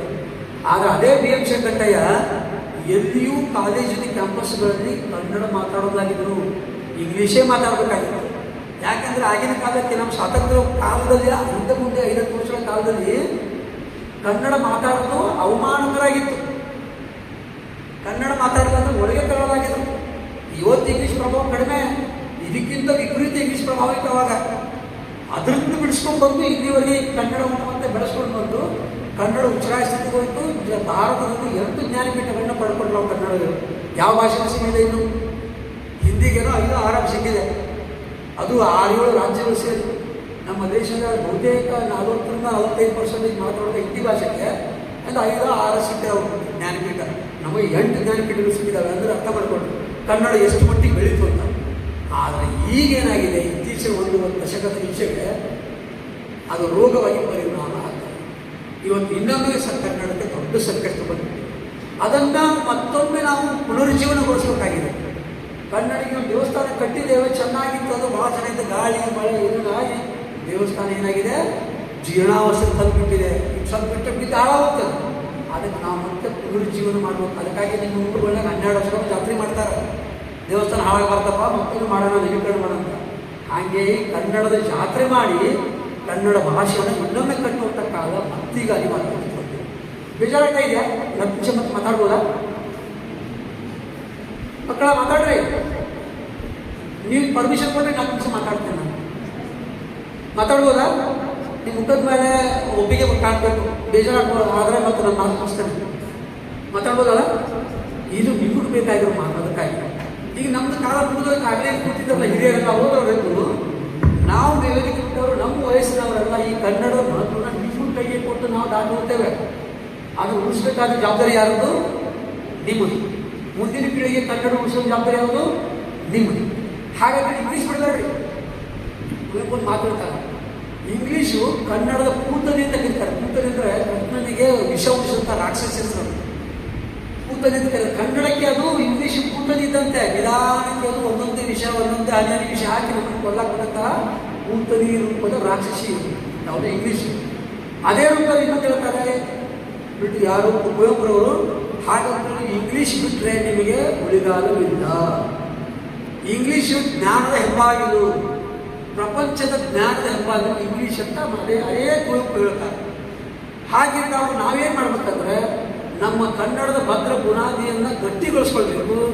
ಅದರ ಆಧಾರದ ಮೇಲೆ ಇಂಗ್ಲೀಷನ್ನು ಕಲಿತು ಶಾಣೆ ಜಗತ್ತನಿಗೆ ಎಲ್ಲರಿ. ಇವತ್ತು ಅಮೇರಿಕದಲ್ಲಿ ಇದ್ದಂಥವ್ರೆಲ್ಲ ಪಂಡಿತರು, ಅಲ್ಲೆಲ್ಲ ಸಾಫ್ಟ್ವೇರ್ ಕಂಪ್ನಿಗಳ ಎಲ್ಲ ಮಾಲಕರು, ಸಿಇಒಗಳು, ಆ ಕಂಪ್ನಿಗಳು ಕಟ್ಟಿ ಬೆಳೆಸಿದವರು ಎಲ್ಲರೂ ನಮ್ಮ ಕರ್ನಾಟಕದಲ್ಲಿ ಇದ್ದಾರೆ. ಅವ್ರು ಅಲ್ಲಿ ಹೋಗಿ ಅದೇ ಅಮೇರಿಕದಲ್ಲಿ ಹೋಗಿ ಕನ್ನಡದ ಮಹತ್ವ ಅರ್ಥ ಆಗುತ್ತೆ. ಅಲ್ಲಿ ಜನ ಕನ್ನಡ ಸಂಘಟನೆಗಳನ್ನ ಕಟ್ಟಿಕೊಂಡು ಕನ್ನಡದ ಉಳಿಸುವಂಥ ಕೆಲಸ ಅಲ್ಲಿ ಮಾಡ್ತಾ ಇದ್ದಾರೆ. ನಾವು ಇಲ್ಲೇ ಉಟ್ಟುಕೊಂಡು ನಾವು ನಮ್ಮ ಇಂಗ್ಲೀಷನ್ನು ಬೆಳೆಸ್ತಾ ಇದ್ದೀವಲ್ಲ. ಹಾಗಾಗಿ ನಿಮಗೆ ಕೆಲವರು ಕಿವಿ ಮಾತುಗಳು ಹೇಳ್ತಾರೆ, ವಿದ್ಯಾರ್ಥಿಗಳೇ ನೀವು ಓದಬೇಕು. ಏನು ಓದಬೇಕು? ನಿಮ್ಮ ವಿದ್ಯಾಭ್ಯಾಸದ ಜೊತೆಗೆ ನಿಮ್ಮ ಮನಸ್ಸಿಗೆ ಸಂತೋಷ ಕೊಡುವಂಥ ಕನ್ನಡವನ್ನು ಓದಬೇಕು. ನೀವೇನು ತಿಳ್ಕೊಂಡಿದ್ರಿ ಅಂತಂದರೆ ಇಂಗ್ಲೀಷ್ ಅನ್ನದ ಭಾಷೆ ಅಂತ ತಿಳ್ಕೊಂಡಿದ್ರಿ. ಕೇವಲ ಅನ್ನದ ಭಾಷೆ ಅಲ್ಲ. ಬರೀ ಅನ್ನ ತಿಂದೇನು ಮಾಡ್ತೀವಿ ನೀವು? ದನ ತಿಂದಂಗೆ ಅದೇ ತಿಂದಂಗೆ ಬಂದು ಪ್ರಾಣಿ ಬದುಕೋದಲ್ಲ ನಾವು. ಮನುಷ್ಯ ಬದುಕಿ ಬರೀ ತಿನ್ನೋಕ್ಕಾಗಲ್ಲ? ಇಲ್ಲಲ್ಲ. ನಮ್ಮ ಬದುಕು ಸುಂದರವಾಗಬೇಕಲ್ಲ, ಸುಗಮೆ ಆಗಬೇಕಲ್ಲ, ಆತ್ಮತೃಪ್ತಿಯಿಂದ ನಾವು ಬದುಕಬೇಕಲ್ಲ. ನಾವು ಚೆನ್ನಾಗಿ ಬದುಕಬೇಕಂತಂದರೆ ನಮ್ಮ ಉದ್ಯೋಗ ಜೊತೆಗೆ ನಮಗೆ ಕೆಲವು ಅಸ್ತ್ರಗಳು ಬೇಕು. ನಿಮ್ಮ ನೌಕರಿ, ನಿಮಗೆ ಸಿಗುವಂಥ ಪಗಾರ, ನಾಳೆ ನೀವು ಯಾವುದೋ ಉದ್ಯೋಗಕ್ಕೆ ಹೋಗ್ರಿ, ಒಳ್ಳೊಳ್ಳೆ ಪಗಾರ ತಗೊಂಡ್ರಿ, ಎಂಥದೋ ಪ್ಯಾಕೇಜ್ಗಳು ತಗೊಂಡ್ರಿ, ಅವೆಲ್ಲ ನೀವು ಸುಖದಲ್ಲಿದ್ದಾಗ ಮಾತ್ರ ನಿಮಗೆ ಸಾಥ್ ಕೊಡ್ತಾವೆ. ಏನಾದರೂ ಕಷ್ಟ ಬಂತಂದರೆ ನಿಮ್ಗೆ ಬಾವಿ ಆಗ್ತದೆ, ಸೀದಾ ಹಗ್ಗ ಹಾಕೊಂಡು ಸಾಯೋದು. ಹೌದಾ? ಕಷ್ಟದಲ್ಲಿ ನಮಗೆ ಉಳಿಸುವಂಥದ್ದು ಸಾಹಿತ್ಯ, ಸಂಗೀತ, ಹಾಡು, ನಾಟಕ, ಜಾನಪದ. ಇವು ನಮ್ಮ ಕಷ್ಟದಲ್ಲಿ ಉಳಿಸ್ತವೆ. ಚಲನಚಿತ್ರಗಳು ಇವು ನಮ್ಮ ಕಷ್ಟದಲ್ಲಿ ಉಳಿಸ್ತವೆ. ಅವ್ನು ಉಳಿಸ್ಕೋಬೇಕಂದ್ರೆ ನಾವು ಕನ್ನಡವನ್ನು ಓದಿ ಸಣ್ಣ ಸಣ್ಣ ಕಥೆಗಳು ಓದೋಕ್ಕೆ ಶುರು ಮಾಡಿ. ನೀವು ಬೇಕಾದ್ರೆ ಮನಸ್ಸಲ್ಲಿ ಮಾರ್ಕ್ ಮಾಡಿಕೊಂಡ್ರೆ ಅಲ್ಲಿ ಏನಾದ್ರು ನೋಟ್ ಮಾಡ್ಕೊಂಡು. ನೀವು ಹೆಣ್ಮಕ್ಳು ಜಾಸ್ತಿ ಕಾಣ್ತಾ ಇದ್ದರೆ ಹೆಣ್ಮಕ್ಳು ಏನು ಮಾಡಿ ಅಂತಂದರೆ ಕನ್ನಡದಲ್ಲೇ SSLC ಓದಿರೋರಿರಲ್ಲ, ನಿಧಾನಕ್ಕೆ ಓದಲಿಕ್ಕೆ ಶುರು ಮಾಡಿ. ನಿಮ್ಮ ವಯಸ್ಸನ್ನು ನಾನು ಸುಮಾರು ಓದಿದ್ದೆ. ನಿಮ್ಮ ಈ ಏಜಲ್ಲಿ ನಾವು ಕನ್ನಡದ ಶ್ರೇಷ್ಠ ಪುಸ್ತಕಗಳು ಓದ್ತಾ ಇದ್ವಿ, ಚೆನ್ನಾಗಿ ಓದ್ತಾ ಇದ್ವಿ. ನಮ್ಮ ಸಾಧಾರಣ ನಾವೆಲ್ಲ ಮತ್ತೆ ದೊಡ್ಡ ಪಂಡಿತರ ಮಕ್ಕಳಲ್ಲ. ನಮ್ಮ ಮನೆಯಾಗ ನಮ್ಮ ತಂದೆ ತಾಯಿ ಕನ್ನಡ ಮಾತಾಡೋಕ್ಕೆ ಬರುತ್ತೆ. ರೈತರ ಮಕ್ಕಳೇ ನಾವು ನಮ್ಮ ಚಿಕ್ಕುಲ್ಕರ್ ಸರ್ ಮಾತೃಭಾಷೆ ಮರಾಠಿಯಲ್ಲಿ ಕಲ್ತವ್ ನಾವೆಲ್ಲ ಈ ಕನ್ನಡ ಮಾತಾಡೋಕ್ಕಂಥದ್ದು 8ನೇ ಬಂದಾಗ. ಅಲ್ಲಿ ತನಕ ನಾವು ಕನ್ನಡ ಮಾತಾಡೋಕ್ಕೆ ಬರೋದಾಗಿತ್ತು. ಆದರೆ ನಿಮ್ಮ ವಯಸ್ಸಿಗೆ ಬಂದಾಗ ನಾವು ತೇಜಸ್ವಿ, ಕುವೆಂಪು, ಕಾರಂತ, ಬೇಂದ್ರೆ ಇವನ್ನ ಗಂಭೀರವಾಗಿ ಓದಲಿಕ್ಕೆ ಶುರು ಮಾಡ್ತೀವಿ ನಿಮ್ಮ ಏಜ್ ಬಂದಾಗ. ಅದಕ್ಕೆ ನಾನು ನಿಮ್ಗೆ ಹೇಳ್ತಾ ಇದ್ದಿದ್ದು, ಹೆಣ್ಮಕ್ಳಾಗಲಿ ಗಂಡ್ಮಕ್ಳಾಗಲಿ ನೀವು ನಿಧಾನಕ್ಕೆ ಓದಲಿಕ್ಕೆ ಶುರು ಮಾಡಿ. ಪತ್ರಿಕೆಗಳನ್ನ ಓದಿ, ಅಲ್ಲಿರುವಂಥ ಕಾಲಮ್ ರೈಟಿಂಗ್ಗಳನ್ನ ಓದ್ತಾ ಹೋಗಿ, ಸಂಪಾದಕೀಯ ಓದಿ. ಸಾಧ್ಯ ಆದರೆ ಸ್ತ್ರೀ ಸಂವೇದಿತ ಸಾಹಿತಿಗಳು ಬರ್ತಾರೆ. ಯಾರಪ್ಪ ಅಂತಂದರೆ ನಿಮಗೆ ತ್ರಿವೇಣಿ ಅಂತ ಬರ್ತಾರೆ. ತ್ರಿವೇಣಿ ಕನ್ನಡದ ಮೊಟ್ಟ ಮೊದಲ ಸ್ತ್ರೀ ಸಂವೇದಿತ ವೈಜ್ಞಾನಿಕ ಮನೋವಿಜ್ಞಾನದ ಕಾದಂಬರಿ ಬರೆದಂಥ ಮೊಟ್ಟ ಮೊದಲ ಸಾಹಿತಿ ತ್ರಿವೇಣಿ. ಕೇವಲ 32-33 ವರ್ಷಕ್ಕೆ ಸತ್ತೋದ್ರು. ಸಣ್ಣ ವಯಸ್ಸು. MK ಇಂದಿರಾ ಅಂತಿದ್ದಾರೆ. 49 ಏಜಿಗೆ ಹೋಗಿ ಅವರು ಅಜ್ಜಿ ಆಗ್ತಾಳೆ. 49ನೇ ವಯಸ್ಸಿಗೆ ಅಜ್ಜಿ ಆದಮೇಲೆ ಏನು ಮಾಡಬೇಕು ಅಂದರೆ ಆಮೇಲೆ ಬನ್ನಿ ಅಂತ ಕಾದಂಬರಿ ಬರ್ತಿದೆ. 49 ಏಜಿಗೆ ಹೋಗಿ ಅವಳು ಬರೆದಂಥ ಕಾದಂಬರಿ ಬನ್ನಿ. ಅವರು MK ಇಂದಿರಾ, ತ್ರಿವೇಣಿ, ಸಾಯಿ ಸುಂದರ ಬರ್ತಾಳೆ, ಈಚಿನೂರು ಶಾಂತ, ಈಚಿನೂರು ಜಯಲಕ್ಷ್ಮಿ, ಉಷಾ ನವರತ್ನರಾಮ್, ಡಾಕ್ಟರ್ ಅನುಪಮ ನಿರಂಜನ್, ಇಂಥವರ ಕಾದಂಬರಿಗಳನ್ನ ನಿಧಾನಕ್ಕೆ ಓದಲಿಕ್ಕೆ ಶುರು ಮಾಡಿ. ನಿಮಗೆ ರುಚಿ ಗೊತ್ತಾಗುತ್ತೆ. ನಿಮ್ಮ ತುಟಿಗಳಿಗೆ ಜೇನುತುಪ್ಪ ಯಾರೂ ಹಚ್ಚೇ ಇಲ್ಲ. ಜೇನುತುಪ್ಪ ಹಿಂಗೆ ಹಚ್ಚಿದ ಕೂಡ ಏನಾಗುತ್ತೆ, ರುಚಿಯನ್ನು ತಿನ್ನಾಗ ಚಾಲು ಆಗ್ತೈತಿ. ನಿಮಗೆ ಸಾಹಿತ್ಯದ ಜೇನುತುಪ್ಪ ನಿಮ್ಮ ತುಟಿಗಳಿಗೆ ಯಾರೂ ಹಚ್ಚೇ ಇಲ್ಲ. ಆದರೆ ನೀವು ಹಚ್ಕೊಂಡು ಅದನ್ನು ನನಗೆ ರುಚಿ ಕಟ್ಟೇ ಇಲ್ಲ. ನೀವು ಒಂದು ಸಲ ಅದನ್ನು ಓದಲಿಕ್ಕೆ ಶುರು ಮಾಡಿ. ಒಂದು 50 ಪುಟ ಓದೋದಕ್ಕೆ ತ್ರಾಸ ಆಗ್ತದೆ. ಮನಸ್ಸು ಎಲ್ಲೆಲ್ಲೂ ಹರಿದಾಡ್ತಾ ಇರ್ತದೆ. ನಿಧಾನಕ್ಕೆ ಒಂದು 50 ಪುಟ 100 ಪೇಜ್ ಒಂದು ಪುಸ್ತಕ ಓದ್ಬಿಟ್ರು ಅಂತಂದರೆ ನಿಮ್ಮ ಮನಸ್ಸು ಒಳಗಡೆ ಅರಳುತ್ತದೆ. ನಿಮಗೆ ಸಂತೋಷ ಆಗ್ತದೆ. ಯಾವ ಸಂತೋಷಕ್ಕಿಂತ ಒಂದು ಶ್ರೇಷ್ಠವಾದ ಸಂತೋಷ ಒಂದು ಪುಸ್ತಕ ಓದಿದಾಗ ಸಿಗುವಂಥ ಸಂತೋಷ. ನಾನು MK ಇಂದಿರಾ ಬರೆದಂಥ ಯಜ್ಞ ಅನ್ನೋದು ಕಾದಂಬರಿ 9ನೇ ದಿನ ಓದಿದ್ದೆ ಸರ್. ನನ್ನ ಜೀವನದಲ್ಲಿ ಮೊಟ್ಟ ಮೊದಲು ಓದಿದಂಥ ಕಾದಂಬರಿ ಅವನು ಯಜ್ಞ ಅನ್ನೋ ಕಾದಂಬರಿ. ಅದರಲ್ಲಿ ಯಜ್ಞ ಅನ್ನೋ ಹುಡುಗ ಅವನು ಒಂದು 8-9 ಹುಡುಗ. ಅವನ ಮನೆಯಾಗ ಯಾರು ರೊಕ್ಕ ಕಲಿ ಕೊಡೋದಿಲ್ಲ, ಫೀಸ್ ಕೊಡೋದಿಲ್ಲ, ಶಾಲೆ ಬಿಡಿಸ್ತಾ ಇರ್ತಾರೆ. ಆ ಮನೆಯಿಂದ ಓಡೋಗಿ ಬೇರೆಯವ್ರ ಕೂಲಿ ಕೆಲಸಕ್ಕೆ ಹೋಗಿ ಕೂಲಿ ಕೆಲಸ ಮಾಡಿ ಆ ಫೀಸ್ ತಗೊಂಡು ಶಾಲೆ ಫೀಸ್ ಕಟ್ಟಿ ಶಾಲೆ ಕಲಿತಾ ಇರ್ತಾನಮ್ಮ. ನನ್ನ ಪರಿಸ್ಥಿತಿನ ಹಾಗೆ ಇತ್ತು. ನಂದು ಅಚಾನಕ ಪುಸ್ತಕ ಸಿಕ್ತು. ನಾವು ಓದೋಕೆ ಶಾಲೆ ಮುಂದೆ ಓದಿ ಮುಗಿಸಿದ್ದೆ. ಮಾಡೋ ದಿನದಿಂದ ನಾನು ಕೂಲಿ ಕೆಲಸಕ್ಕೆ ಹೊರಟೆ. ನಾನು ಇದೇ ರಜೆ ಇತ್ತು, ತಿಂಗಳ ರಜೆ ಇತ್ತು. ಆವಾಗ ಇಡೀ ದಿನ ಕೂಲಿ ಮಾಡಿದ್ರೆ 6 ರೂಪಾಯಿ ಸಿಗ್ತಿತ್ತು. ದೊಡ್ಡವ್ರಿಗೆ ₹6, ನಮ್ಮಂಥ ಸಣ್ಣ ಮಕ್ಕಳಿಗೆ ₹4 ಕೊಡ್ತೇವೆ. ಅಂದರೆ ನಾನು ಜೀವನದ ದಿಕ್ಕನ್ನು ಬದಲಿ ಮಾಡ್ಬೋದು. MK ಇಂದ ಬರೆದಂತಹ ಯಜ್ಞ ಕಾಲದಲ್ಲಿ ಅದರ ಮತ್ತೆ ಖರೀದಿ ಮಾಡ್ಕೊಂಡು ಹೊಡೆದಿಟ್ಕೊಂಡ ಒಬ್ಬ ಸಾಮಾನ್ಯ ರೈತರ ಮಗನಿಗೆ ಓದಿ ಖರ್ಚು ನಾನು ಒಬ್ಬ ಶಿಕ್ಷಕನಾಗಿ ನಿಮ್ಮ ಮುಂದೆ ಭಾಷಣ ಮಾಡ್ತಾ ಇದ್ದೇನೆ. ಇದಕ್ಕೆ ಕಾರಣ ಯಾರು? ಆ ಪುಸ್ತಕ. ಯಾಕೆ ನನ್ನ ಜೀವನವು ಸಹಿತ ಬದಲಾವಣೆ ಆಗಬಾರ್ದು? ಗಂಡು ಮಕ್ಕಳೇ ನೋಡಿ, ತೇಜಸ್ವಿ ಇದ್ದಾರೆ, ಪುರುಷರು ಹೇಳ್ತಾರೆ, KP ಪೂರ್ಣಚಂದ್ರ ತೇಜಸ್ವಿ. ಅವರನ್ನು ಓದಿಬಿಟ್ರೆ ಜಗತ್ತಿನಲ್ಲಿ ಎಲ್ಲಿ ಹೋದ್ರು ನೀವು ಪಂಡಿತರಾಗಿಬಿಡ್ತೀರಿ. ಯಾರ ಹತ್ರ ಮಾತಾಡೋದು ಧೈರ್ಯದಿಂದ ಮಾತಾಡ್ತೀರಿ. ಎಲ್ಲೇ ಹೋಗಿ ಯಾವುದೇ ವೇದಿಕೆ ನಿಲ್ಲರಿ, ಯಾವುದೇ 4 ಜನರಲ್ಲಿ ಹೋಗಿ ನೀವು ನಿಮ್ಮ ಜ್ಞಾನದಿಂದ ಬುದ್ಧಿವಂತರು ಅನಿಸ್ಕೊಂಡು ವಾಪಸ್ ಬರ್ತೀರಿ. KP ಪೂರ್ಣಚಂದ್ರ ತೇಜಸ್ವಿ ಅವರ ಎಲ್ಲ ಪುಸ್ತಕಗಳು, ಅವರ ಮಿಲೇನಿಯಂ 1 to 16 ಅಂತ 16 ಪುಸ್ತಕಗಳ ಸರಣಿ ಇದೆ. ಆ ಸರಣಿ ಒಂದ್ಸಲ ಓದ್ಬಿಡಿ. ಎಲ್ಲ ಅದರಲ್ಲಿ ಇರೋದೇನಂತಂದ್ರೆ ಈ 2000 ವರ್ಷಗಳ ಅವಧಿಯಲ್ಲಿ ಈ ಭೂಮಿ ಮೇಲೆ ಏನೇನು ನಡೆದಿದೆ ಅನ್ನೋಂಥ ಘಟನೆಗಳು ಕಾರಣ. ನಿಮಗೆ ನಾಳೆ ಯಾವುದಾದ್ರು ಪರೀಕ್ಷೆ ಬರೀಲಿಕ್ಕೆ ಬೇಕಾಗುವಂಥ ಜ್ಞಾನ ಸಿಗುತ್ತೆ. ಅದು ಅವರು ಕರ್ವಾಲು ಅಂತಂದಿದೆ, ಅದ್ಭುತವಾದಂಥ ಪುಸ್ತಕ. ಕರ್ವಾಲು ಓದ್ಬಿಡಿ. ಚಿದಂಬರ ರಾಜ, ಕರ್ವಾಲು, ಮಾಯಾಲೋಕ, ಇವೆಲ್ಲ ಪುಸ್ತಕಗಳು ನಿಮ್ಮನ್ನು ಹೊಸ ದಿಕ್ಕಿಗೆ ಕರ್ಕೊಂಡು ಬಿಡ್ತವೆ. ಇವತ್ತು ಬೆಂಗಳೂರಿನಲ್ಲಿರುವಂಥ ಎಲ್ಲ IT-BT ಜನ ತೇಜಸ್ವಿ ಬೆಲೆ ಕೊಟ್ಟ. ತೇಜಸ್ವಿ ಸತ್ತು ತಿಳ್ಕೊಂಡು 15 ವರ್ಷ ಆಯ್ತೀಗ. ಅದು ತೇಜಸ್ವಿಯ ಭಕ್ತರ ಸಂಖ್ಯೆ ಇತ್ತೀಚೆಗೆ ಅತಿ ಆಗ್ತಾ ಇದೆ. ಯಾರಿಂದ? ಈ IT-BT ಮತ್ತು ಸೈನ್ಸ್ ಕಲ್ತವ್ರಿಂದ. ಯಾಕೆ ಅಂತಂದರೆ ಸೈನ್ಸ್ ಕಲಿತು ಕೊನೆ ಮುಂದೆ ಹೋಗಿ ನೆಮ್ಮದಿ ಜೀವನವನ್ನು ಹಾಳು ಮಾಡ್ಕೊಳ್ತಾರೆ ಬೆಂಗಳೂರಿಗೆ. ಈ IT-BT ಜೀವನ ಅಥವಾ ಇಂಗ್ಲೀಷ್ ಮೀಡಿಯಂ ಅಂದ್ರೆ ಏನು ಗೊತ್ತಾ? ಅದು ಬಂಗಾರದ ಜಿಂಕೆ. ಅದು ಆ ಬಂಗಾರದ ಜಿಂಕೆ ಬೆನ್ನದು ಗಂಟ್ಬಿಟ್ಟಿರಿ ನೀವು. ಸೀತೆ ಅದು ಕಾಣ್ತಾರೆ, ಸೀತೆ ಕಣ್ಣಿಗೆ ಬಂಗಾರ ಜಿಂಕೆ ಬೇಡ್ತಲ್ಲ ರಾಮನಿಗೆ, ಇದೇ ಜಿಂಕೆ ಬೇಕಂತ ರಾಮ ಹೇಳ್ತಾನೆ. ಅದು ಬಂಗಾರದ ಜಿಂಕೆ ನಿನಗೆ ಸಿಗೋದಲ್ಲ, ಮಾಯಾ ಜಿಂಕೆ. ಅದು ಅದನ್ನು ಬೆನ್ನೋದ್ರ ಸುಖ ಇಲ್ಲ, ಬೇಡ, ಅದಕ್ಕೆ ಆಸೆ ಪಡಬೇಡ ಅಂತ ಹೇಳ್ತಾನೆ ರಾಮ. ಆದ್ರೆ ಸೀತೆ ಅದೇ ಬೇಕಂತ ಹಠ ಹಿಡಿದು ಕೂಡ ಬೆನ್ನತ್ತು ಹೋಗಿ ಸೀತೆ ಕಷ್ಟಕ್ಕೆ ಬಿದ್ದು ಇಡೀ ರಾಮಾಯಣದ ಘಟನೆ ಜರಬೇಕಾಯಿತು. ಹಾಗೆ ಇವತ್ತಿನ ಪೀಳಿಗೆ ಈ IT-BT ಅನ್ನುವಂಥದ್ದು ಅಥವಾ ಇಂಗ್ಲೀಷ್ ಭಾಷೆ ಅನ್ನುವಂತಹ ಬಂಗಾರದ ಜಿಂಕೆ ಬೆನ್ನತ್ತಿದ್ರಿ ನೀವು. ಮುಂದೆ ಯಾವುದೋ ಗಂಡಾಂತರ ಕಾಲಿದೆ ನಿಮ್ಮ ಜೀವನದಲ್ಲಿ. ನನ್ನ ಸಲಹೆ ಇರ್ತದೆ, ಅದ್ರ ಜೊತೆಗೆ ಪ್ಯಾರಲಲ್ ಆಗಿ ಓದು, ಬರಹ, ಸಂಗೀತ, ಸಾಹಿತ್ಯ, ನಾಟಕ, ಕಲೆ ಇವುಗಳನ್ನು ಬೆಳೆಸ್ಕೊಳ್ರಿ. ಅದು ಸಕ್ಸಸ್ ಆಗ್ತದೆ, ಇದು ಸಕ್ಸಸ್ ಆಗ್ತದೆ. ಅರ್ಥ ಆಯ್ತಾ? ಸಹನಾ ವಿಜಯ್ ಕುಮಾರ್ ಅಂತ ಇದ್ದಾರೆ. ಇವತ್ತಿಗೆ ನೀವು ಇದು ಬಂತ ನೋಡಿ, ಸಾಫ್ಟ್ವೇರ್ ಮೊದಲ ಪೀಳಿಗೆಯ ಸಾಫ್ಟ್ವೇರ್ ಇಂಜಿನಿಯರ್ಗಳು ಲಕ್ಷಾಂತರ ರೂಪಾಯಿ ಪ್ಯಾಕೇಜನ್ನು ಬಿಟ್ಟುಕೊಟ್ಟು ಸಾಹಿತ್ಯಕ್ಕೆ ಬಂದು SN ಭೈರಪ್ಪನವರ ಮಾನಸ ಪುತ್ರ ಅಂತ ಬಿರುದು ಪಡ್ಕೊಂಡಾಗ ಇವತ್ತು ಇದಾರು ಬೆಂಗಳೂರು ತ್ಯಾಗ ಮಾಡ್ಕೊಂಡು ಬಂದು ಅವರು ಇವತ್ತು ಆದರೆ ಗಳಿಕೆ ಆಯ್ತು, ಎಲ್ಲ ಸುಖ ಅನುಭವಿಸಿದ್ರು. ಅದರಲ್ಲಿ ಏನೂ ಇಲ್ಲ ಅಂತೇಳಿ ಒಂದು ಈಶ್ವರಕ್ಕೆ ಬಂದರು.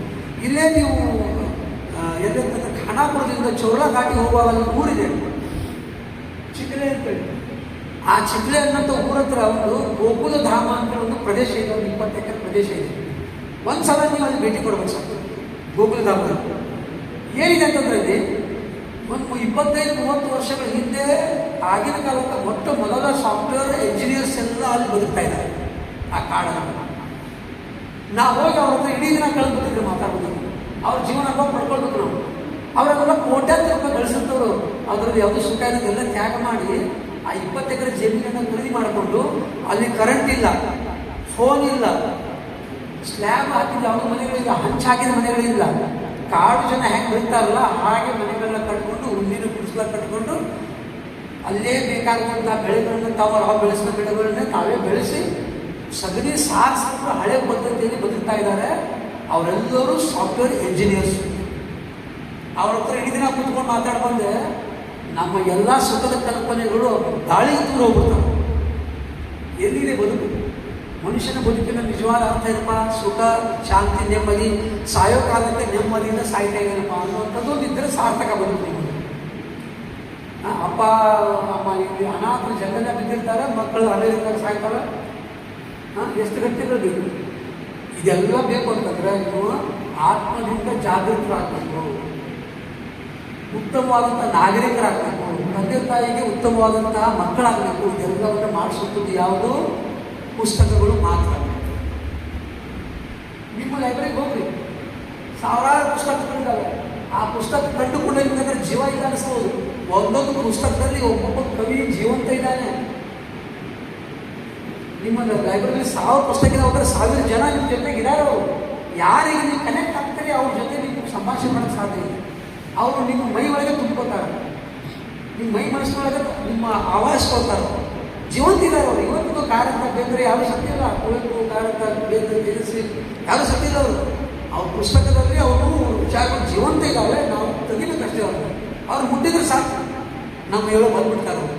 ಆ ಕೆಲಸ ನಿಮ್ದಾಗಲ್ಲ. ಅದನ್ನು ನೀವು ನಿಧಾನಕ್ಕೆ ಶುರು ಮಾಡಿ ಮುಂದೆ ಜೀವನದಲ್ಲಿ ನಿಮ್ಮಲ್ಲಿ ಒಂದು 4 ಜನ ಆದರೂ ಒಳ್ಳೆಯ ಪುಸ್ತಕ ಓದುವಂಥವ್ರು ಆಗಿದ್ರೆ ನಾನು ಮಾತಾಡೋದು ಸಾರ್ಥಕ ಅನಿಸ್ಕೊಳ್ತೀನಿ. ಮತ್ತು ನಿಮಗೆ ಜೀವನಕ್ಕೂ ನೆನಪಿರುತ್ತೆ. ನಾನು ಹೇಳಬೇಕಾಗಿ ಓದಿದ್ದೇನೆ, ನಾನು ಜೀವನದಲ್ಲಿ ಕಷ್ಟಪಟ್ಟಾಗ ನಾನು ಇವತ್ತು ಆ ಪುಸ್ತಕದಿಂದ ಸಂತೋಷ ಪಡ್ತೇನೆ. ನಾನೇ ಕೊರೋನಾ ಒಳಗೆ ನಾನು ಬದುಕುವಂಥ ಸಾಧ್ಯತೆ ಇಲ್ಲ.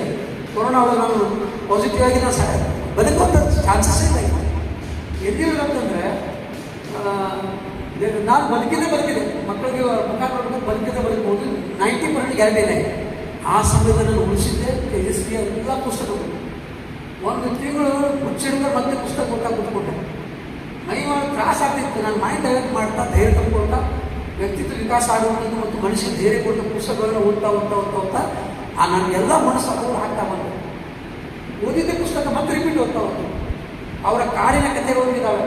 ಕೆನೆತ್ ಆಂಡರ್ಸನ್ ಮತ್ತು ಜಿಮ್ ಕಾರ್ಬೆಟ್ ಅಂತ ಇಬ್ಬರು ಇಂಗ್ಲೀಷ್ ರೈಟರ್ಸ್ ಬರ್ತಾರೆ. ಅವರು ಬರೆದಂಥ ಪುಸ್ತಕಗಳು ಬರ್ತವೆ, ಕಾಡಿನ ಕಥೆಗಳು. ಅವರು ಓದಬೇಕು.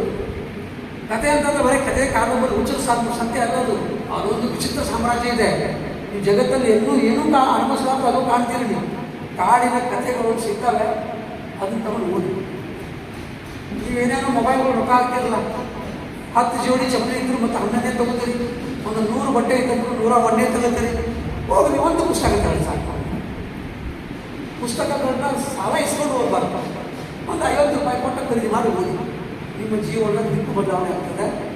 ಹಾಗಾಗಿ ಇವತ್ತು ಕನ್ನಡ ಉಳಿಬೇಕಂತಂದರೆ ನಿಮ್ಮ ಪೀಳಿಗೆಯವರು ಓದಬೇಕು ಮತ್ತು ಅದರ ಸಂಪರ್ಕ ಇಟ್ಕೊಳ್ಬೇಕು. ನಮ್ಮ ಭಾಷೆ, ನಮ್ಮ ಬದುಕು, ನಮ್ಮ ಉತ್ಪನ್ನ, ನಮ್ಮ IT ಉದ್ಯೋಗ ಇವುಗಳ ಜೊತೆಗೆ ನಮ್ಮ ಬೇರುಗಳ ಸಮೇತ ನಾವು ಬದುಕಿದರೆ ಮಾತ್ರ ನಾವು ಬದುಕ್ತೇವೆ. ಇಲ್ಲ ಅಂತಂದರೆ ಮುಂದೆ ಭವಿಷ್ಯ ಬಹಳ ಕರಾಳ ಇದೆ. ಎಲ್ಲ ಇರ್ತದೆ, ಬದುಕು ಶೂನ್ಯ. ಎಲ್ಲವೂ ಇರ್ತದೆ, ಏನೂ ಇರೋದಿಲ್ಲ. ಹೋಗಿ ಮಾತಾಡಿಸಿ. ಬದುಕಾದವರು ವಯಸ್ಸಾದವರು ಅನಕ್ಷರಸ್ಥರು ಮಾತಾಡಿಸಿ. ಅವರೆಷ್ಟು ನೆಮ್ಮದಿ ಇದ್ದಾರೆ. ವಾರಕ್ಕೊಮ್ಮೆ ಜಳಕ ಮಾಡ್ತಾರೋ, ವಾರಕ್ಕೊಮ್ಮೆ ಸ್ನಾನ ಮಾಡ್ತಾರೆ, ಹರಕ ಬಟ್ಟೆ ಹಾಕಿರ್ತಾರೆ, ಬಟ್ಟೆ ತುಂಬ ಒಳ್ಳೆ ಊಟ ಸಿಗಲ್ಲ, ಮಾನಸಿಕವಾಗಿ ನೆಮ್ಮದಿದ್ದಾರೆ.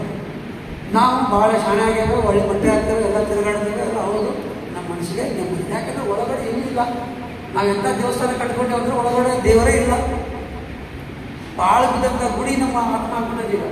ಅದೊಂದು ದೇವಸ್ಥಾನ ಸ್ಥಾಪನೆ ಆಗಬೇಕಂತಂದರೆ ಕಲೆ, ಸಾಹಿತ್ಯ, ಸಂಗೀತ ಎಲ್ಲ ಆಗಬೇಕು. ಅದು ಬಿಟ್ಟರೆ ಬದುಕು ಶೂನ್ಯ. ಹಾಗಾಗಿ ಅಂತಿಮವಾಗಿ ನಿಮಗೆ ಇಂಥ ಸಂದೇಶನ ಕೊಡ್ತಾ ದಯವಿಟ್ಟು ಓದುವಂತಹ ಬದುಕನ್ನು ಬಂಗಾರವನ್ನಾಗಿ ಮಾಡಿಕೊಳ್ಳಿ ಅನ್ನುವಂಥ ಒಂದು ಕಿವಿ ಮಾತನ್ನು ಹೇಳ್ತಾ ಇವತ್ತು ಈ ಸಂದರ್ಭದಲ್ಲಿ ನನಗೆ ಮಾತಾಡಲಿಕ್ಕೆ ಅವಕಾಶ ಮಾಡಿಕೊಟ್ಟಂಥ ಮತ್ತೊಂದು ಹೇಳ್ಬೇಕಂತಂದರೆ, ನಾನು ದೊಡ್ಡ ಪಂಡಿತ ಅಲ್ಲ. ಇಷ್ಟೆಲ್ಲ ಮಾತಾಡಿದ್ರೆ ಯಾವ ಕಾಲೇಜಿನ ಲೆಕ್ಚರಪ್ಪ ಅಂತ ತಿಳ್ಕೊಳ್ಕೋಬೇಡಿ. ನಾನೊಬ್ಬ ಕನ್ನಡ ಶಾಲೆಯ ಮಾಸ್ಟರ್. ನೀವೆಲ್ಲ ಒಂದನೇತೆ ಹೋಗಿ ರಗಸನ್ನ ಕಲ್ತಿರಲ್ಲ, ಕಲಾ ಮಾಧ್ಯಮ ಕೈ ಹಿಡಿದು ಕಲಿಸ್ತಿಲ್ಲ ನೀವು ಸರ್. ಆ ಕನ್ನಡ ಶಾಲೆಯಲ್ಲಿ ಒಂದನೇತೆ ಕಲಿಸೋಂಥ ಶಿಕ್ಷಕ ನಾನು ಇವತ್ತು ಎಲ್ಲಿ ಹೋಗಿ ಬೇಕಾದ್ರೆ ಬೇರೆ ಯಾಕೆ ಮಾತಾಡ್ತೀನಿ ಅಂದರೆ ನನ್ನ ಜ್ಞಾನವನ್ನು ಆ ಪುಸ್ತಕಗಳು ಕೊಟ್ಟಂತಹ ಶಕ್ತಿ ನನಗೆ. ನನ್ನ ಬಂಡವಾಳ ಏನಪ್ಪ ಅಂದರೆ ಆ ಪುಸ್ತಕಗಳು.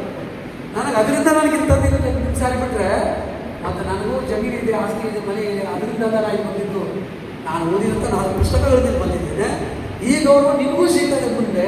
ಅದನ್ನು ಸಂಪಾದಿಸಿಕೊಳ್ಳಿ ಅನ್ನೋಂಥ ಹೇಳ್ತಾ ನನಗೆ ಇದು ಕರೆದು ಮಾತಾಡಲಿಕ್ಕೆ ಅವಕಾಶ ಕೊಟ್ಟಂಥ ತಮ್ಮೆಲ್ಲರಿಗೂ ಅಭಿನಂದನೆಗಳು, ಧನ್ಯವಾದ ಹೇಳಿ ನಾನು ಮಾತನಾಡ್ತೇನೆ.